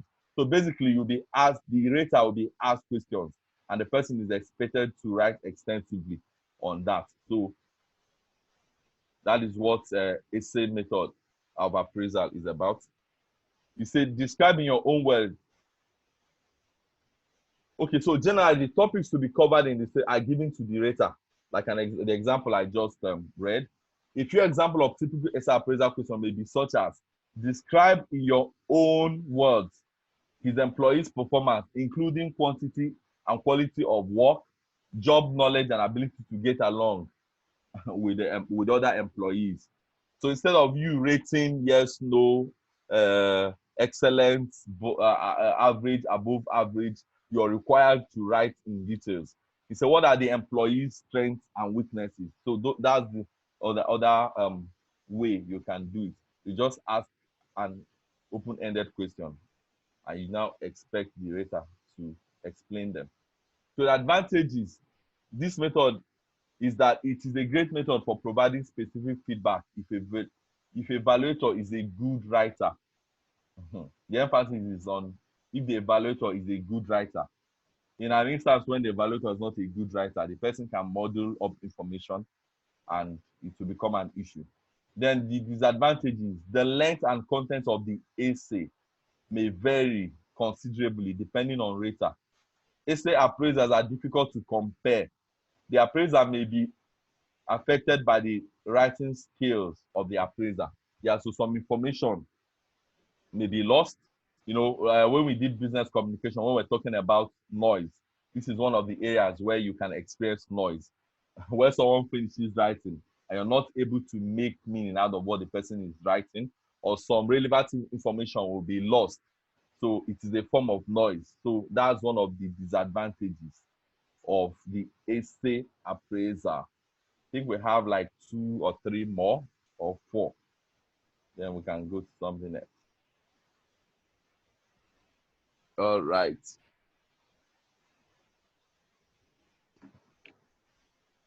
Okay, so here the other method is checklist method. Checklist method is another of the easiest method of appraising employees' performance. Under this method, a checklist is prepared by the HR manager and is forwarded to the rater. You know, the rater in this sense may be the manager or whoever the rater for that organization is. The checklist may include lists of questions depicting behavior and job performance of employee, and the rater has to answer them in just yes or no. It's just yes or no. The person is not required to write anything. Just yes or no. In this method, the rater answers a series of questions about the behavior of the employee with yes or no. So this is one thing that is peculiar with this. The person answers with yes or no. So I have an example of a checklist method here. You say is regular on the job. Either you say yes or no. Does maintain discipline well. You answer yes or no. Shows consistent behavior to all colleagues, yes or no. Is interested in their behavior, yes or no. Keeps making mistakes, yes or no. Shows favoritism towards particular colleague, yes or no. It's a checklist can also assign varying weight to each question. Yeah, depending on how important you think the questions are, the varying weights can be assigned to them. You can decide, okay, for show consistent behavior to all colleagues, it should be 10%. Then does maintain discipline at work should be 5%, as the case may be, depending on what the organization deems important for employee performance. It's a general, the scoring key for the checklist method is kept by the HR department, and the evaluator is generally not aware of weight associated with each question. So the rater is not aware, so that the person can be open-minded. Because if it's someone that is biased, if the person knows where the weights are higher, the person may decide to either score the person higher or poorer, depending on if the person is biased for or against the person. So that is why sometimes it's not known to the rater. So that is it about the checklist. Okay, so the advantages and the disadvantages. Some of the advantages, it is easy to use, yes, because you're just expected to say yes or no, and allow the HR manager, whoever wants to do the computation, to go and start battling with it. The other one, that it is less time consuming. Then the disadvantages, there's a chance of bias appraisal, as the rater can see positive or negative connotation of each question. So this also has a chance of bias appraisal. It is required to develop separate listing of questions for each job category. So for each job category, you have to develop separate listing. The checklist questions may have different meaning for different raters. Yes, that is true, because the questions are already designed by the HR manager or whoever is designing as the case may be. So it may have different meaning for different raters. For instance, does maintain well discipline. Does maintain discipline well may mean something different or different things for different raters. Then the next one we have here is first choice rating. This is also somehow like checklist, but we'll see the difference. Say this method is used. This method is the use of two or more specific response options on a survey or questionnaire. For example, yes or no, or green, blue, or red.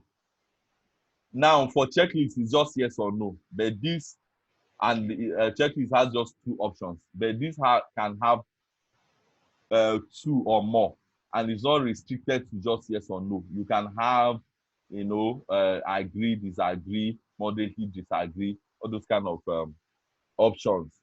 Yeah, but even at that, it is still first choice because you're not required to add other options. You're required to select from those options. You say, for example, yes or no, green, blue, or red.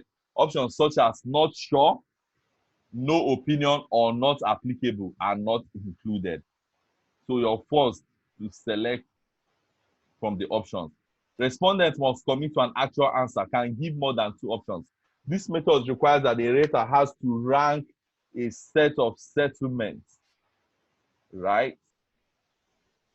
Okay, the example I have here is most or least.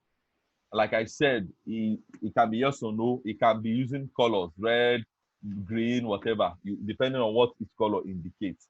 So here you say criteria: regularly on the job, always regular, inform in advance for delay, never regular, remain absent, neither regular nor irregular. So the person will now rate based on the options that are provided. These statements describe how an employee carries out the duties and responsibilities of the job. The statements are normally weighted, and the rater usually does not know the weight. Just like the checklist type, the rater also does not know the weight. After all, the first choice statements are ranked by the rater. After all the first choice statements are ranked by the rater, the HR department applies weights and computes a score. Yeah, so the HR will now go back, depending on what the company deems more important than the other. The HR department will now rank. So that's why it's important that the HR understand the strategic goals of the organization. You need to know what is important for the organization. Is it sleeping in the office and you're not able to deliver, or close early and you deliver results and all that?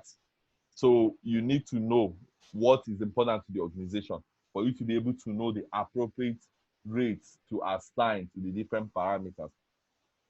Some of the advantages of this method are it is relatively low-cost method. It is easy to use, just like checklist.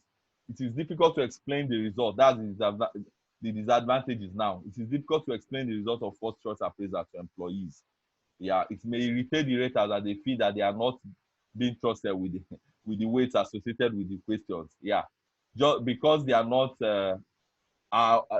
allowed to see the weight or know the weights, it may irritate them because knowing the rates may guide them, right? But the reason why it is hidden from them is because they may be biased for or against.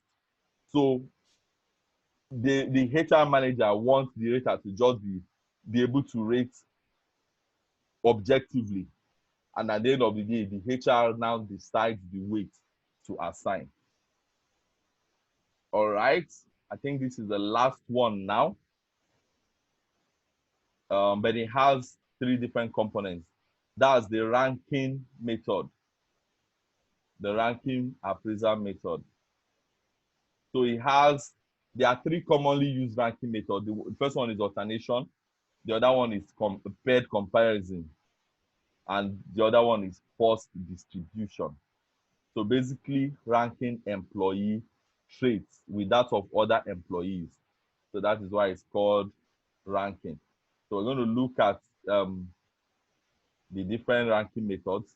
The first one is alternation ranking method.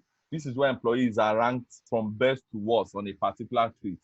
choosing highest then lowest until all are ranked. Okay, for example, I have here, for the traits you are measuring, list all the employees you want to rank. Put the highest ranking employee's name on line 1. Put the lowest ranking employee's name on line 20. That's it, where you have 20 employees now, for example. Then list the next highest ranking on the line 2, the next lowest ranking on line 19, and so on. Continue until all the names are on the scale. In alternation ranking, the employees are ranked from best to worst on a particular trait, that's behavior. Choosing highest then lowest until all are ranked. So it's like trait analysis. So you choose a trait and you start ranking them based on what you think about them. Okay, so the other one is paired comparison. This method involves ranking employees by making a chart of all possible pairs of the employees for each trait and indicating who the better employee the pair is. Thus, on each and every trait, every subordinate to be rated is paired with and compared to every other subordinate. You see here on the example, employees evaluated by different supervisors with ranks, and then these ranks are grouped to see which employee is rated best. So you have an example where you listed the subordinates. You now have A, B, C. You now see the different ranking, and at the end of the day, there's a mean rank where you look at the accumulation of all the ranking: 3.0, 1.0, 2.0, 4.0, 4.6, as the case may be. So that is what paired comparison is all about. And the last one in ranking method is the force distribution. So the method requires that the rater compares performance of employees and places a certain percentage of employees at various performance levels.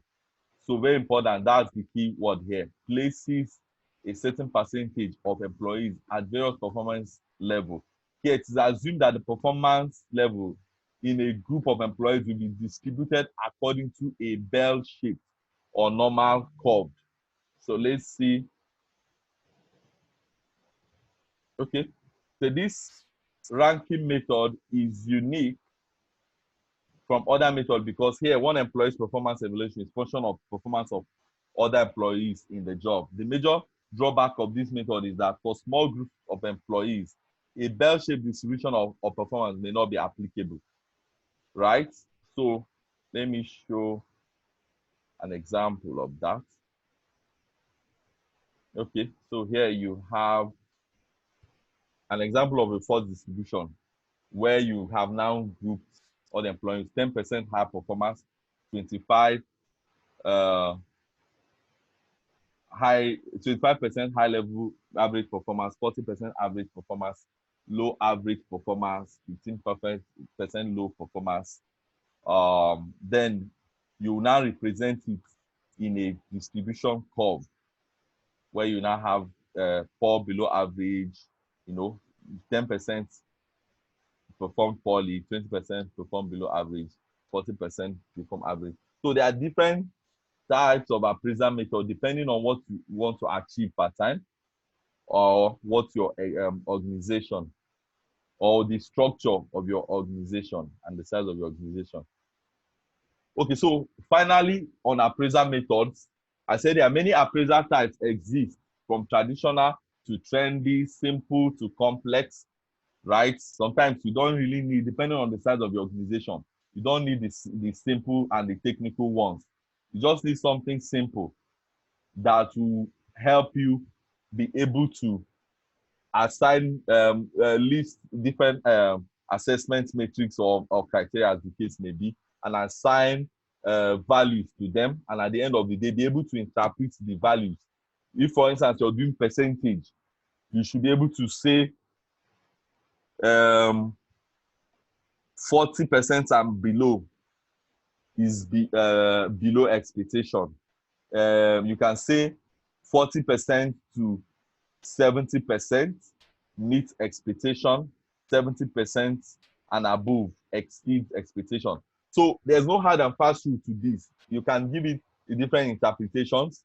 So he said some of these types have been shown to work better, but the reality is that appraisal types and systems should be as unique to a company as possible. Why I had to add this part is not in the original whatever, but because I know that people will be asking in their mind, okay, which one is the best? So at the end of the day, the one that is the best is the one that is suitable for your organization, depending on where you are per time. And you may not maintain the same type of appraisal per time. You may be doing essay kind of appraisal when you're just starting, because maybe you have just five staff and you're able to write in long grammar for 5 staff. But by the time the company start growing and you have like 20 staff, you may not be able to do that. You may look for graphic scale or checklist, or the one that will just make you assign different values to different behaviors and all that, as the case may be. So there's no best appraisal method. So if you're searching for an employer appraisal method that provides meaningful data, ensure that no matter what, it suits the culture of your workplace, right? And we recommend that you keep it as simple as it can be. Don't make it complex. Keep it as simple as it can be, right? All right, we're almost done.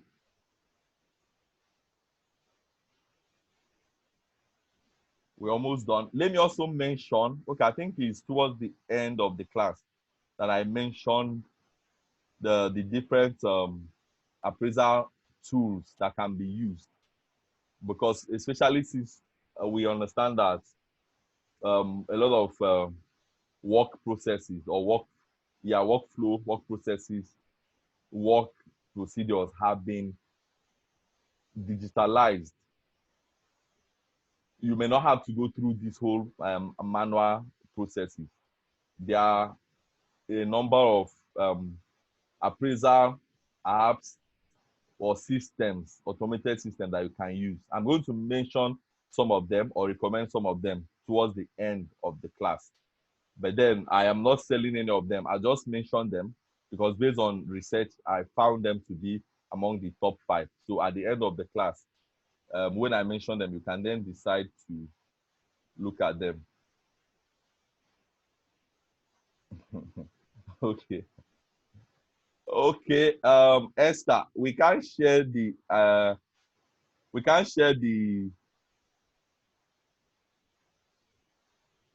attendance form now, but if your battery goes up and you need to go, I will take note of that. I think you're one of the persons that will be very active in this class. So I will not forget, right? So but we'll share the attendance towards the end of the class during the question and contribution sessions. Yeah. And then again, you can also take attendance. You're required to take attendance just once a day. So if you have taken in the morning, I don't think you really need to bother yourself. If you have taken in the morning, then if you've not taken, you can also take in the evening. Thank you very much. All right, moving on. Okay. So I'm going to look at the importance of appraisal interview, but please, before I move on, I just want to be sure that you're still with me. I know that I took a lot of time in explaining the appraisal method, and some of them are technical and all that, but I want to be sure I've not lost us. So please, if you're still with me or if you're still here, kindly type yes. I think I have just 3 areas to end, but I just want to be sure that we're still here. Thank you very much for responding. Thank you, Lucky. Thank you, Pius. Thank you, Dickness Ada. Thank you, Orelaja. Thank you, Esther. Esther, you're still here. I appreciate that. Thank you, Mrs. Gloria. Yeah. Thank you, Aminu Damilola. And thank you, everyone. Okay, right. So we're going to now go to importance. Thank you, Akintoye. Thank you, Debbie. Thank you. I appreciate your yeses. It motivates me to know that people are not sleeping on me. Thank you, Ehige Solomon Itua. All right, so importance of appraisal interview. So now this is where the appraisal cycle is not complete until you have conducted an appraisal interview or feedback. So, or feedback interview, as the case may be. So this is where, yeah, because at the end of the appraisal, different employees or different subordinates are going to react to the appraisal in different manners. So either they exceeded expectation, as the case may be. I'm using these terms because that's the one I'm conversant with, because that's one I use in my organization. Either they exceed expectation, meet expectation, or perform below expectation. It's very important that you have a discussion with them. Sometimes even when they have been promoted, you're supposed to also sit down to discuss their new responsibilities and all that. You don't just assume that they are smart, they will understand it. There's nothing like that. So appraisal, then for those that meet expectation or perform below expectation, you also need to discuss with them and let them understand why they perform below expectation, so that next time they will pay attention to all those areas. You know, that is your job, either as a team lead or as a HR manager and all that. So appraisal or feedback interview are essential part of any performance appraisal process. Like I said, the appraisal process is not complete until you have done this feedback. At this stage, it is at this stage that the manager and the subordinate review the appraiser and make plans to correct any deficiencies. That's for people that perform below. Reinforce strengths. Yeah, for people that, it can be people that have exceeded expectation, and improve performance. This will apply better for people that have just met expectation, so that next time they can exceed. In order to prepare for the interview, it is essential that the subordinate is given at least 1 week's notice to review his work. You know, we're looking at global best practices. I know in some companies, you can do appraisal today, the result comes out, and the next day you want to discuss it. The reason why you want the person to review it and assimilate and digest. The person to read over his job description, analyze problems, and compile questions and comments, right? So read over his job description. If the person has been promoted and new job descriptions have been given to the person needs to analyze all the problems that he or she had identified from his appraisal or her appraisal results. The person needs to now compile questions and comments. So that's why you need to give the person 1 week notice. Global best practice. Don't just barge into people. You just finish the appraisal. You know, sometimes the employees or the subordinates are still even at the point where they are not happy about the outcomes of the appraisal, and you're already telling them to come and discuss the feedback, or to discuss the outcome. They may come in a manner that you may not like, and at the end of the day, you will not achieve the kind of results you want to achieve. Because at the end of the day, as a manager, as a team lead, as a HR officer, or professional, as the case may be, except if you have ulterior motives, what you're looking at is results, right? And that is why when we were introducing human resource management, when we're defining the contemporary human resource management, we identified that it is about people enabling, it is about people fulfillment while fulfilling the objectives of the organization. So it is not just about your work activities, what you have, because if you're a manager and you're supposed to interview people after appraisal, you want to achieve results. You want to be sure that they understand areas that they need to improve on, right? So depending on the type of appraisal of the employee, there are 3 types of appraisal interview scenario. Okay, so now my slide is saying something different from what I've been saying, because I was using a practical example of my workplace where we do meet expectation, okay, below expectation, meet expectation, exceed expectation. But here I have performance is satisfactory, employee is promotable. Performance is satisfactory, employee is not promotable. So this is where, in my own interpretation, the employee meets expectation but still not promotable, because he has not done anything extra, or she has not done anything extra that will warrant promotion, but the person is doing his or her current job well. Then the other one is performance is unsatisfactory but correctable. So yeah, these are the 3 major areas that I have in my slides. So there are three types of appraisal interview depending on the scenarios. So I'm going to go to them now.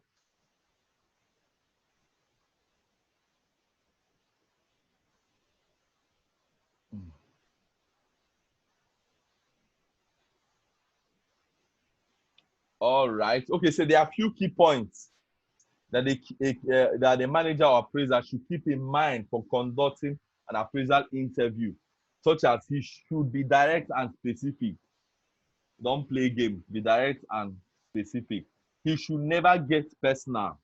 Yes, because the appraisee or the subordinate may get emotional, especially if the outcome of the result doesn't come out well. You need to understand that and don't get personal, right? You know, that's why you're a manager, that's why a team lead, that's why a supervisor is required that you should be in control of your emotions. You should be emotionally intelligent. So you should not get personal. You should encourage the employees to talk as well. Yeah, because you can have an employee that is dissatisfied and he just comes and or she comes and is like, what do you want to say? Please just say it, let me go. So it requires people are not made managers or team leads just because they can do their job. People are made managers because they are able to manage people. So it's a very important skill that you need to have. If you're a HR manager, if you're a HR professional, it's a very important skill. So you should be able to encourage whoever you're, and it's a skill. You don't just come and the person is all grumpy, angry, emotional, exuding negative energy, and know the person is comes with that attitude of what do you want to say? Shebi, permit my pidgin. Sure, you have done what you wanted to do. So what else? So you need to be careful how to manage the person. He said he should develop an action plan from the information gathered. So there has to be an action plan on how to go forward. Okay, so there are certain cases where an employee may be highly resentful. Like in this picture you can see here. I think the person even tore his appraisal results. You can see that this person is visibly angry. Can be highly resentful of the appraisal results. This will amount to such an employee being highly defensive. You need to take note of that during the appraisal. And I say the following are a few things that an appraiser should keep in mind while handling a defensive employee. Remember, nobody wants his or her result to be negative. It's just very few people that can take negative feedback. A lot of people, especially when they think that they have been working well, they have been killing themselves for the organization, they have been doing this, they've been doing that, and all of a sudden the appraisal result comes and it is not satisfactory. So some of them will get angry. Some of them, that is where you start hearing, rumors in the organization. Some people will say stuff. Yeah, this manager was subjective, even when it is not the case, but just because they are angry. Okay, say as an appraiser, bear this in mind, because in this case, it may be the HR manager, it may be the team lead, it may be the manager. He should recognize that defensive behavior is normal. Of course, if you're a human being and if you understand emotional intelligence, you should know this.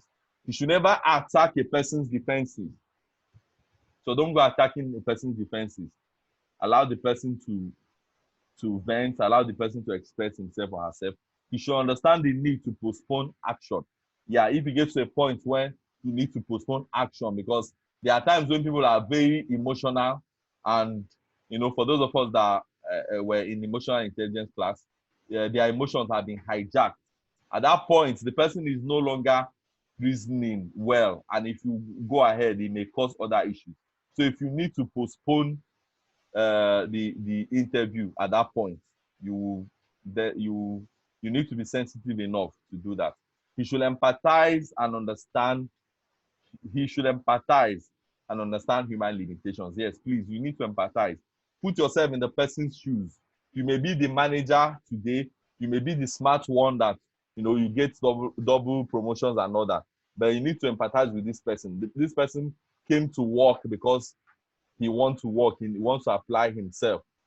So when the person gets a negative result, you need to be able to empathize with the person. All right.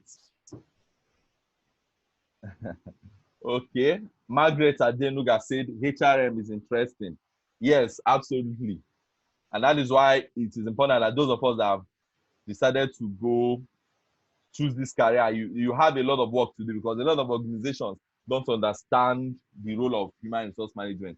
And that is why I think it was in this class that somebody said that he went for an interview and they were saying that they want to they want to put HRM under admin. Apparently, the owner of that business or the CEO of that business doesn't understand the scope of HRM. Because if only the person understands employee relations alone, the person can't even be thinking in that direction. So yeah. So thank you for that comment. I had to comment on it as well. Okay, now the requirements for an effective appraisal system. I am almost done. I think after this one, I have one more to go. So I'm sure I'm going to end before 5 p.m. Maybe around 4:30 should be done. Okay, requirements of an effective appraisal system. There are various components that help to make up an effective appraisal system. The components of effective performance management process are as follows. I remember Mrs. Gloria asked a question when we did the introduction. I will mention that appraiser. So Mrs. Gloria, I know you're in this class. please pay attention to this. I remember vividly that you asked that question. So the idea is that these are the things, that day I was talking about having a system in place, standardizing things. It was talking about how to curb prejudices and biases in appraisal. So if you pay attention to these things I'm going to read here, you have been able to curb biases and prejudices. Okay. So requirements of an effective appraisal system, role clarification. The employee as well as the organization should be clear about the role and responsibility of each individual in the organization. So please, HR people, HR professionals, don't ever allow people come into organization and they start working without job descriptions. If the MD or CEO doesn't understand it, please push for it. Otherwise, you won't have anything to appraise people on, because you don't expect that people, just because you say that the person is a marketer or marketing communication analyst, the person should just know what to do automatically. So it needs to be clear. So when people's roles are clarified during appraisal, it will be easier to appraise them, because the matrix you're going to be appraising them on will be based on their roles that have been clarified even before they started work. Developmental goal setting is another one. The goals set for each employee should not only look at the present needs of the behavior, individual's career, and the organizational goals. They should also be developmental. Yes. So such developmental goal will help the individual to grow in his career and also simultaneously benefit the company as well. So when you get people, when you're giving them roles, you're not just looking at what they can do now, because in every individual there's a potential to grow. The person may be a management trainee today, but you don't expect the person to become a management trainee forever. So depending on the person's level, sometimes you add some other roles that you expect them to start handling, so that during appraisal, whatever, you already have in view where you want them to be, or the next step of their career. So you're already giving them certain goals for them in those areas. So it's very important. Then goal alignment. The goals set for each employee should be in direct alignment to the company's strategic goals and company's vision and mission. So this cannot be overemphasized. Human resource management does not work in isolation. So whatever goal for each individual must be towards accomplish the company's strategic goals and company's visions and missions. Then the other one, ongoing performance monitoring. Each individual performance should be continuously monitored at regular intervals by holding performance appraisal at least once or twice before the annual appraisals. Okay, someone mentioned in this class that she does quarterly appraisal to identify employee strengths and weaknesses. Yes, that can be one of the ways. So before the annual or biannual appraisal, as the case may be, individuals' performances should be continuously be monitored. Sometimes it is after a project. There's something you do like me, because I'm also a project manager, there's something we call project review or lessons learned, as the case may be. That where you now sit down and look at that whole project and you're saying, okay, what are the areas, who did what, and what do we need to improve on? You're looking at the whole value chain, who drops the ball, who needs to improve on what and all that. So it has to be ongoing before that standard one that your organization does, either once or twice a year. There has to be an ongoing performance monitoring. And of course, because there's ongoing performance monitoring, there should also be ongoing feedback. Continuous performance monitoring help the organization provide ongoing feedback about the individual performance and help improve the performance and bring it in line with the individual goals. Yeah.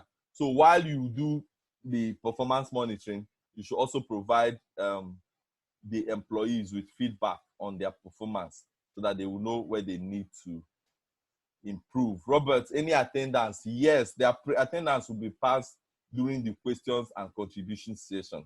We're almost done. I know you have been, yeah, thank you, Pius. You're doing your moderator job now. I know that, Robert, you have also been very active in class, but we're almost done, okay? Thank you. All right, moving on. We're still looking at the requirements for an effective appraisal system. Here we have coaching and support. Any kind of gap found in individuals' related knowledge or performance can be filled by providing coaching and support in the form of training. Yeah. Then the other one, standardization. The entire performance management should be standardized to maintain consistency between the appraisals from one time to the other. Standardization helps to bring the appraisals carried out across different periods to come at par and allows for comparison between them. Yes, you can decide to do comparison between the appraiser of last year and this year. So it should be consistent. That's why your appraiser, whatever, should be standardized. It doesn't mean that it must be the same, because if someone is a management trainee, it won't be exactly the same thing when the person becomes a supervisor or the person becomes a manager or something. So, but there has to be a level of standardization that will enable you make reference to it at any time, and you're sure that the standards are the same. Reward recognition and compensation. Employees should be appropriately rewarded, recognized, and compensated for efforts put in by them in the growth of the company. So yeah, so that's one of the major reasons for appraisal. You don't just want to appraise people and tell them, okay, these are your strengths and weaknesses. These are the areas where you need to be trained. Yeah, it's important, but you need to also reward them so that they can be motivated. You know, if you need them to get promoted and get more money, more kudi, more ego, owo, whatever you call it, if you're not Nigerian, whatever I call it in your language. So it's one of the requirements of an effective appraisal system. Otherwise, people will lose interest. If at the end of the day, there's nothing to reward or recognize or compensate them, they will be wondering, what is the whole essence of the appraisal at the end of the day? Then train the appraisers. The appraisers should be diligently trained in the performance appraisal process to help them overcome the errors caused in appraisal. Yes, this is one area that a lot of organizations make mistakes. The fact that someone is a manager or team lead does not mean that the person is a good appraiser, as the case may be. So my recommendation would be, and for you as a HR management professional, you might be working in an organization where during appraisal, you just assume that the managers know what to do. No, I think there should be a briefing session where the managers are, especially since it is the HR people that are developing the matrix for appraisal, discuss the different matrix. It's like a briefing session. Let them understand it so it will guide them. That way, you can guide against errors and subjectivity and other issues that you may have, as the case may be. Then continuous open communication, and open communication should be encouraged between the employees and the management with respect to the appraisal process, as well as any other concerns or suggestions that the employees may have. So open communication is very, very important. Don't just appraise people and you just keep whatever information you've gathered. Once you keep open communication and the person sees that you're objective, the person sees that you're not biased, the person sees that you're genuine, of course, the person is going to improve. Mutual trust and confidence. There should be an air of mutual trust and confidence between the employees and the management, which will ensure that both understand each one in working for the other's benefits and other's favor. So remember, we're looking at requirements for an effective appraiser. So if you already have an environment, we talked about culture, where there's mutual trust and confidence. During appraisal, there's an understanding. The employees are not afraid that somebody is trying to witch hunt them, or someone is trying to, deal with them, as the case may be. Then another one is reliability. The design of the appraisal process should be such that it should be reliable, results that help the management. It should be reliable results that help the management to make the correct decisions. I'm sure that if we have taken note of the other requirements, reliability will not be an issue, because at the end of the day, reliability is talking about the results that you're going that will come out from the appraisal. If you have taken note of all the requirements that I have mentioned in the previous slides, the reliability of the results will not be an issue. Post-appraisal interview, we talked about it. There has to be a post-appraisal issue, right? Where you have to get feedback from the employee about the appraisal process as a whole. Apart from the person's own particular appraiser. Now, the way it works, that even if you as a HR manager is not involved in the person's appraisal interview, if it is his team leader or manager that did it, for you to also gather feedback on the whole appraisal process, it's also required that you can also do your own interview. Now, your focus is on the process. You want to ask the staff, do they think that the appraisal process was fair enough? Was it objective and all that? And when you do this is what part of what you call employee engagement or inclusivity. Permit me. So when they find out that they are included, they find out that, it's not just the HR manager and the CEO. These are some of the recommendations that you can bring to your organization. Because yes, that is why you're there, and that's why you're doing this training. They may have a way they used to do it, but you are saying, okay, I want to bring in something new. Let it not just be about the management and the HR manager. Let's also find a way to include these people while we're designing the form, while we're designing the matrix and all that. Let's pass it through them and be sure, so that at the end of the day, they will trust the outcome because they were part of the process. So it is one of the recommendations you can give. Specific objective. Each individual's performance should be measured against specific leader objectives, which are clear and not vague. Very important. This cannot be overemphasized. Review and appeals. There should be clearly laid out protocol to accommodate any kind of individual appeal to the appraisals conducted and review the ratings given. Okay, so I think I've mentioned it when I was talking about inclusivity. So you should be able to accommodate people's appeals and their reviews. Okay, I was still looking at the requirements. Documentation. The entire performance proposal, the entire performance appraisal should be stringently documented at various stages, including the review, feedback, commitments, employee comments, etc. So like I said, when we talked about legal protection, when you have people that may wake up one day and start saying that they are qualified for appraisal, right? So documentation will help you answer that question. You can make reference to or when you want to take a decision, like the scenario we started with in introduction about a guy that was worried that there's an available position and he thinks that the other guy is the kind of guy that sweet talks management.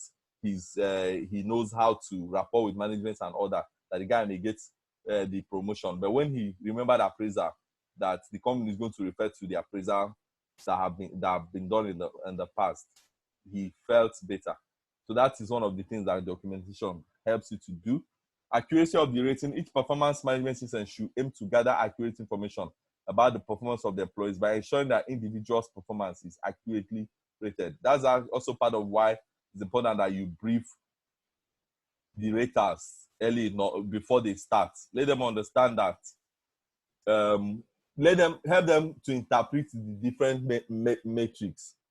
Don't assume that they just because they are managers that they know. Some of them don't pay attention to those things because they're just focusing on their work. They may even have project deadline to meet. For them, appraisal is like a distraction. So they just feel it to fulfill all righteousness. But if there was a meeting where they were briefed and everybody understand the different metrics and their interpretation, it will help to make the process better. Quality of the rating form. An important aspect of performance appraisal that helps to make it effective is the quality of the rating form. The sections of the rating form should be targeted towards rating the individuals on various specific areas and parameters. Yeah, so depending on the person's level, you then decide the parameters. All right, think we're almost done. Okay, so let's look at factors influencing success or failure of performance appraisals. The success or failure of the performance appraisal depend on several things, such as the employee should be allowed to participate more in the appraisal process.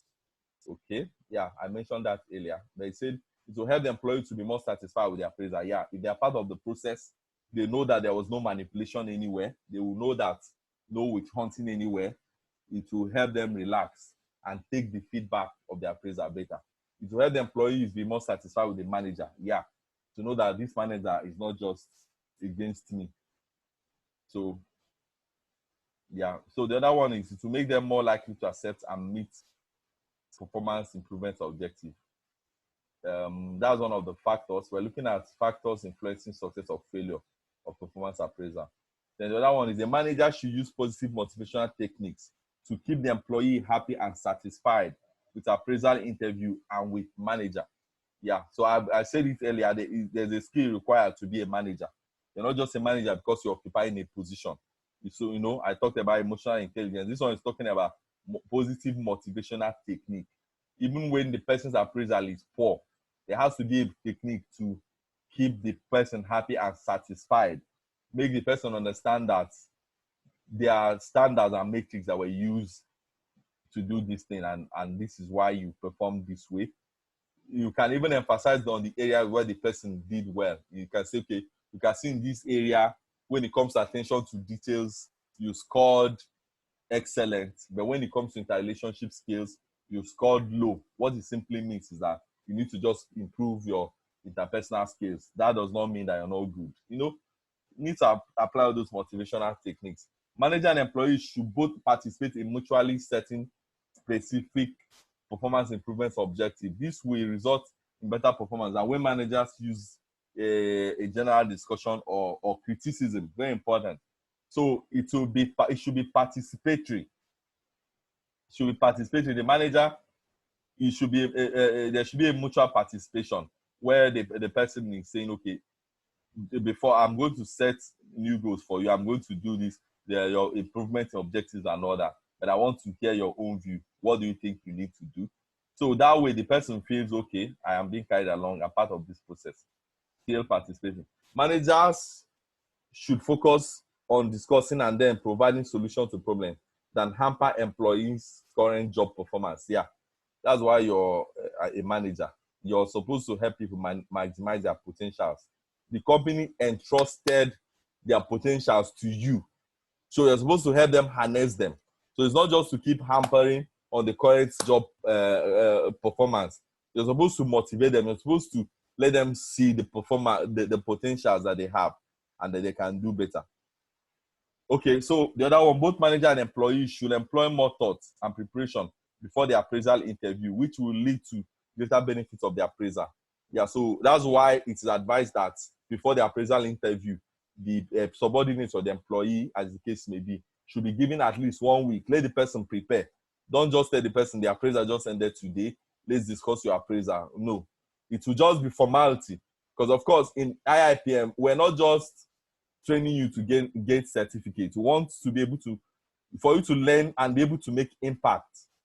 Right? At the end of the day, it is about impact. It's about affecting people's life.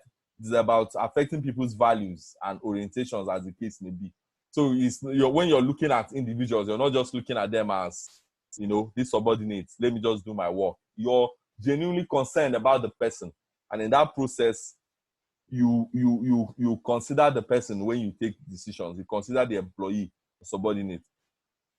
Then another one, the appraisal will be more beneficial if the employee perceives that performance appraisal results are tied to organizational rewards.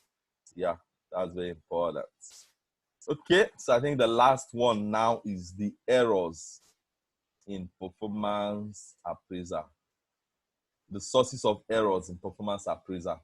You need to pay attention to that. There are different ways in which the rating given by the appraiser to the employee may be prone to error. Such false ratings and various other errors may adversely affect the data collected during performance appraisal. Some of the most frequent causes: unclear standards. Okay, I don't think I need to read them out. Let me just go to the slides where they were explained. So I'll just read them and explain them at once.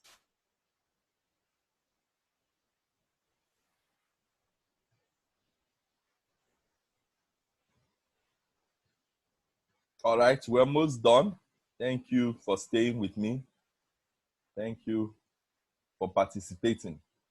Yeah, central tendency. That's one of the source of errors.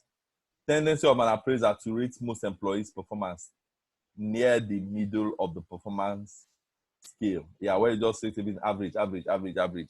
You don't want to really take time to look at some of those attributes to know whether this person deserves excellent in some area or poor in some area, depending on the matrix that you're using or the interpretation you're using.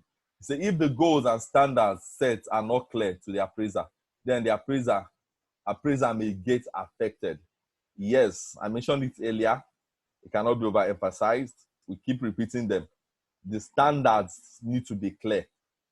And if everybody is not carried along, it will become an issue, because the appraiser may just be appraising what he or she doesn't understand. He may be appraising a form that the HR manager has designed and he doesn't even understand the interpretations. Appraiser may allow, okay, this is first impression as one of the sources of errors. Appraiser may allow first impression to influence later judgments of an employee. People tend to retain these impressions even when faced with contradictory evidence. Sometimes you have first impression of people and you've already judged them. As a manager, you need to be able to apply emotional intelligence. You need to be able to look at situations and circumstances and do your analysis based on that, not based on first impression. This discrimination, we're looking at sources of errors. Employees' appearance, social status, dress, race, and sex, that's gender, can also influence an appraiser's objective performance appraisal. Yes, some people discriminate. Okay, in this place, it's people from this tribe that usually get to the top management level here, and you want me to appraise you well so you can climb the corporate ladder. Sometimes it's like, if I appraise you well now, you're a woman and you now become a manager. I don't think, especially in a male-dominated organization, I can't remember what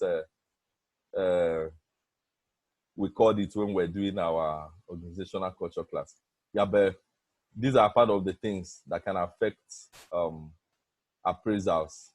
The other one is personal preferences, prejudices, and biases. An appraiser's personal preferences, prejudices, and biases can also cause error in performance appraisal.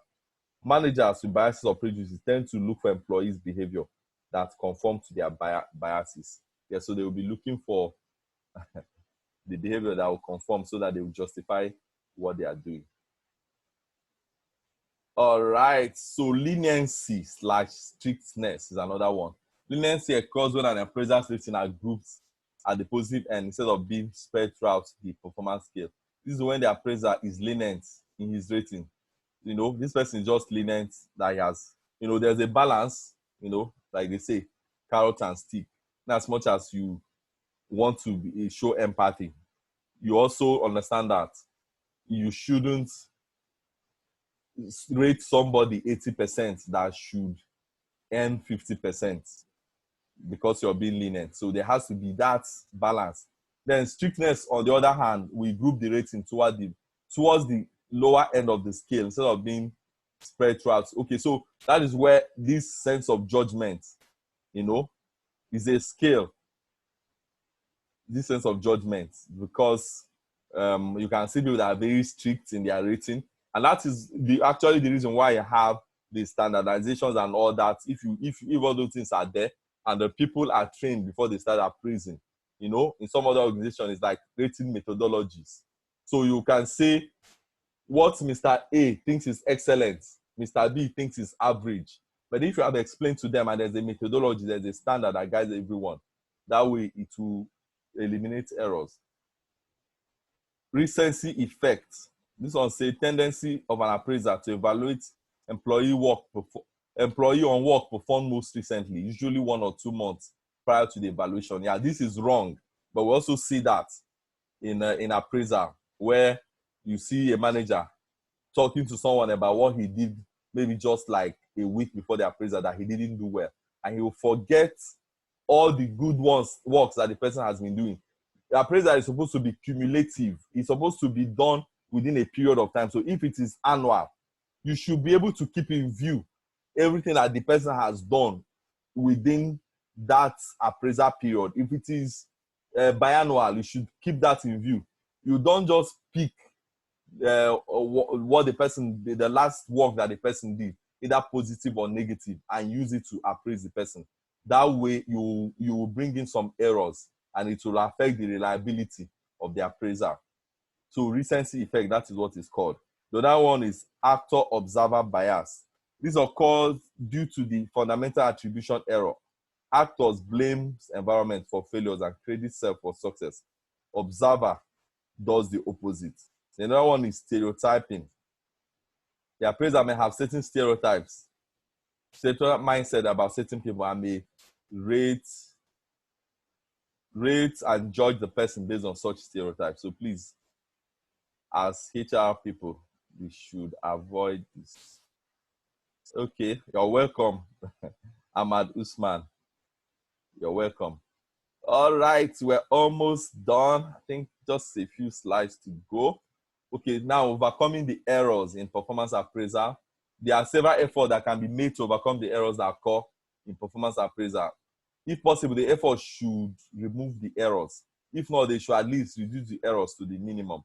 Okay, some of the ways to overcome the errors are to make refinements in the design of appraisal method.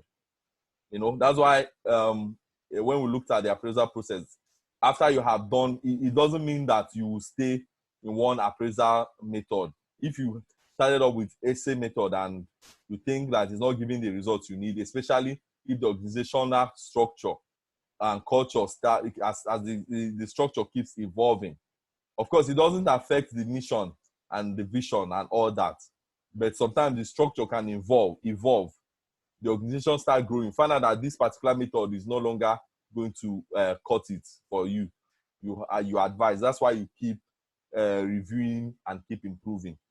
So that way you will eliminate errors. Okay, the other one is to improve the rating skills of appraisers. I've said this thing like how many times, because personally I have observed it. I know that a lot of times the appraisers are the ones that make the errors, because they are not the ones that designed the appraisal instrument.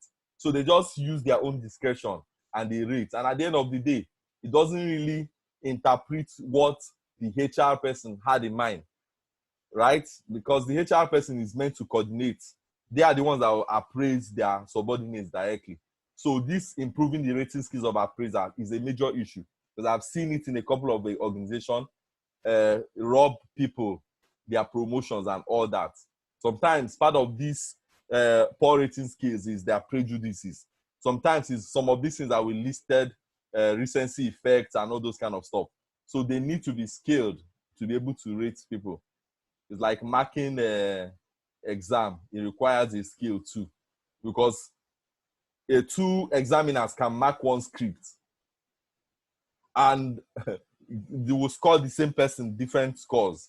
So there's a lot of sense of judgment that is usually applied, and that is why they are usually trained. The examiners are usually trained. In the case of West Africa, when we have WAEC, there is usually a training for people that will mark the scripts and all that. and there's also usually a methodology. So why do we think that we don't need that in an appraisal system, right?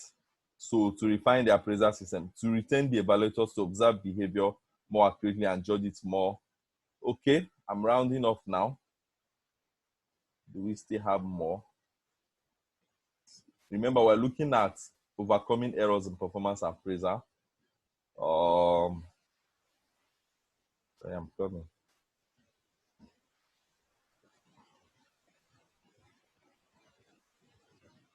Okay, so to help improve appraisers' communication skill necessary to provide feedback to employees, to emphasize the importance of appraisers' roles in total appraisal process. Appraisers should be made aware of the performance appraisals methods used by the company. Use behavioral anchor rating scale, which are designed to reduce halo, leniency, and central tendency errors. These rating scales provide appraiser with specific example of performance against which to evaluate. Okay.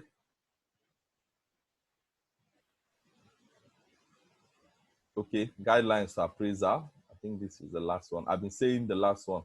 I think this is the last one. Though I think I have another slide where I recommended some appraisal tools. That's the technology tools you can use to automate your appraisal.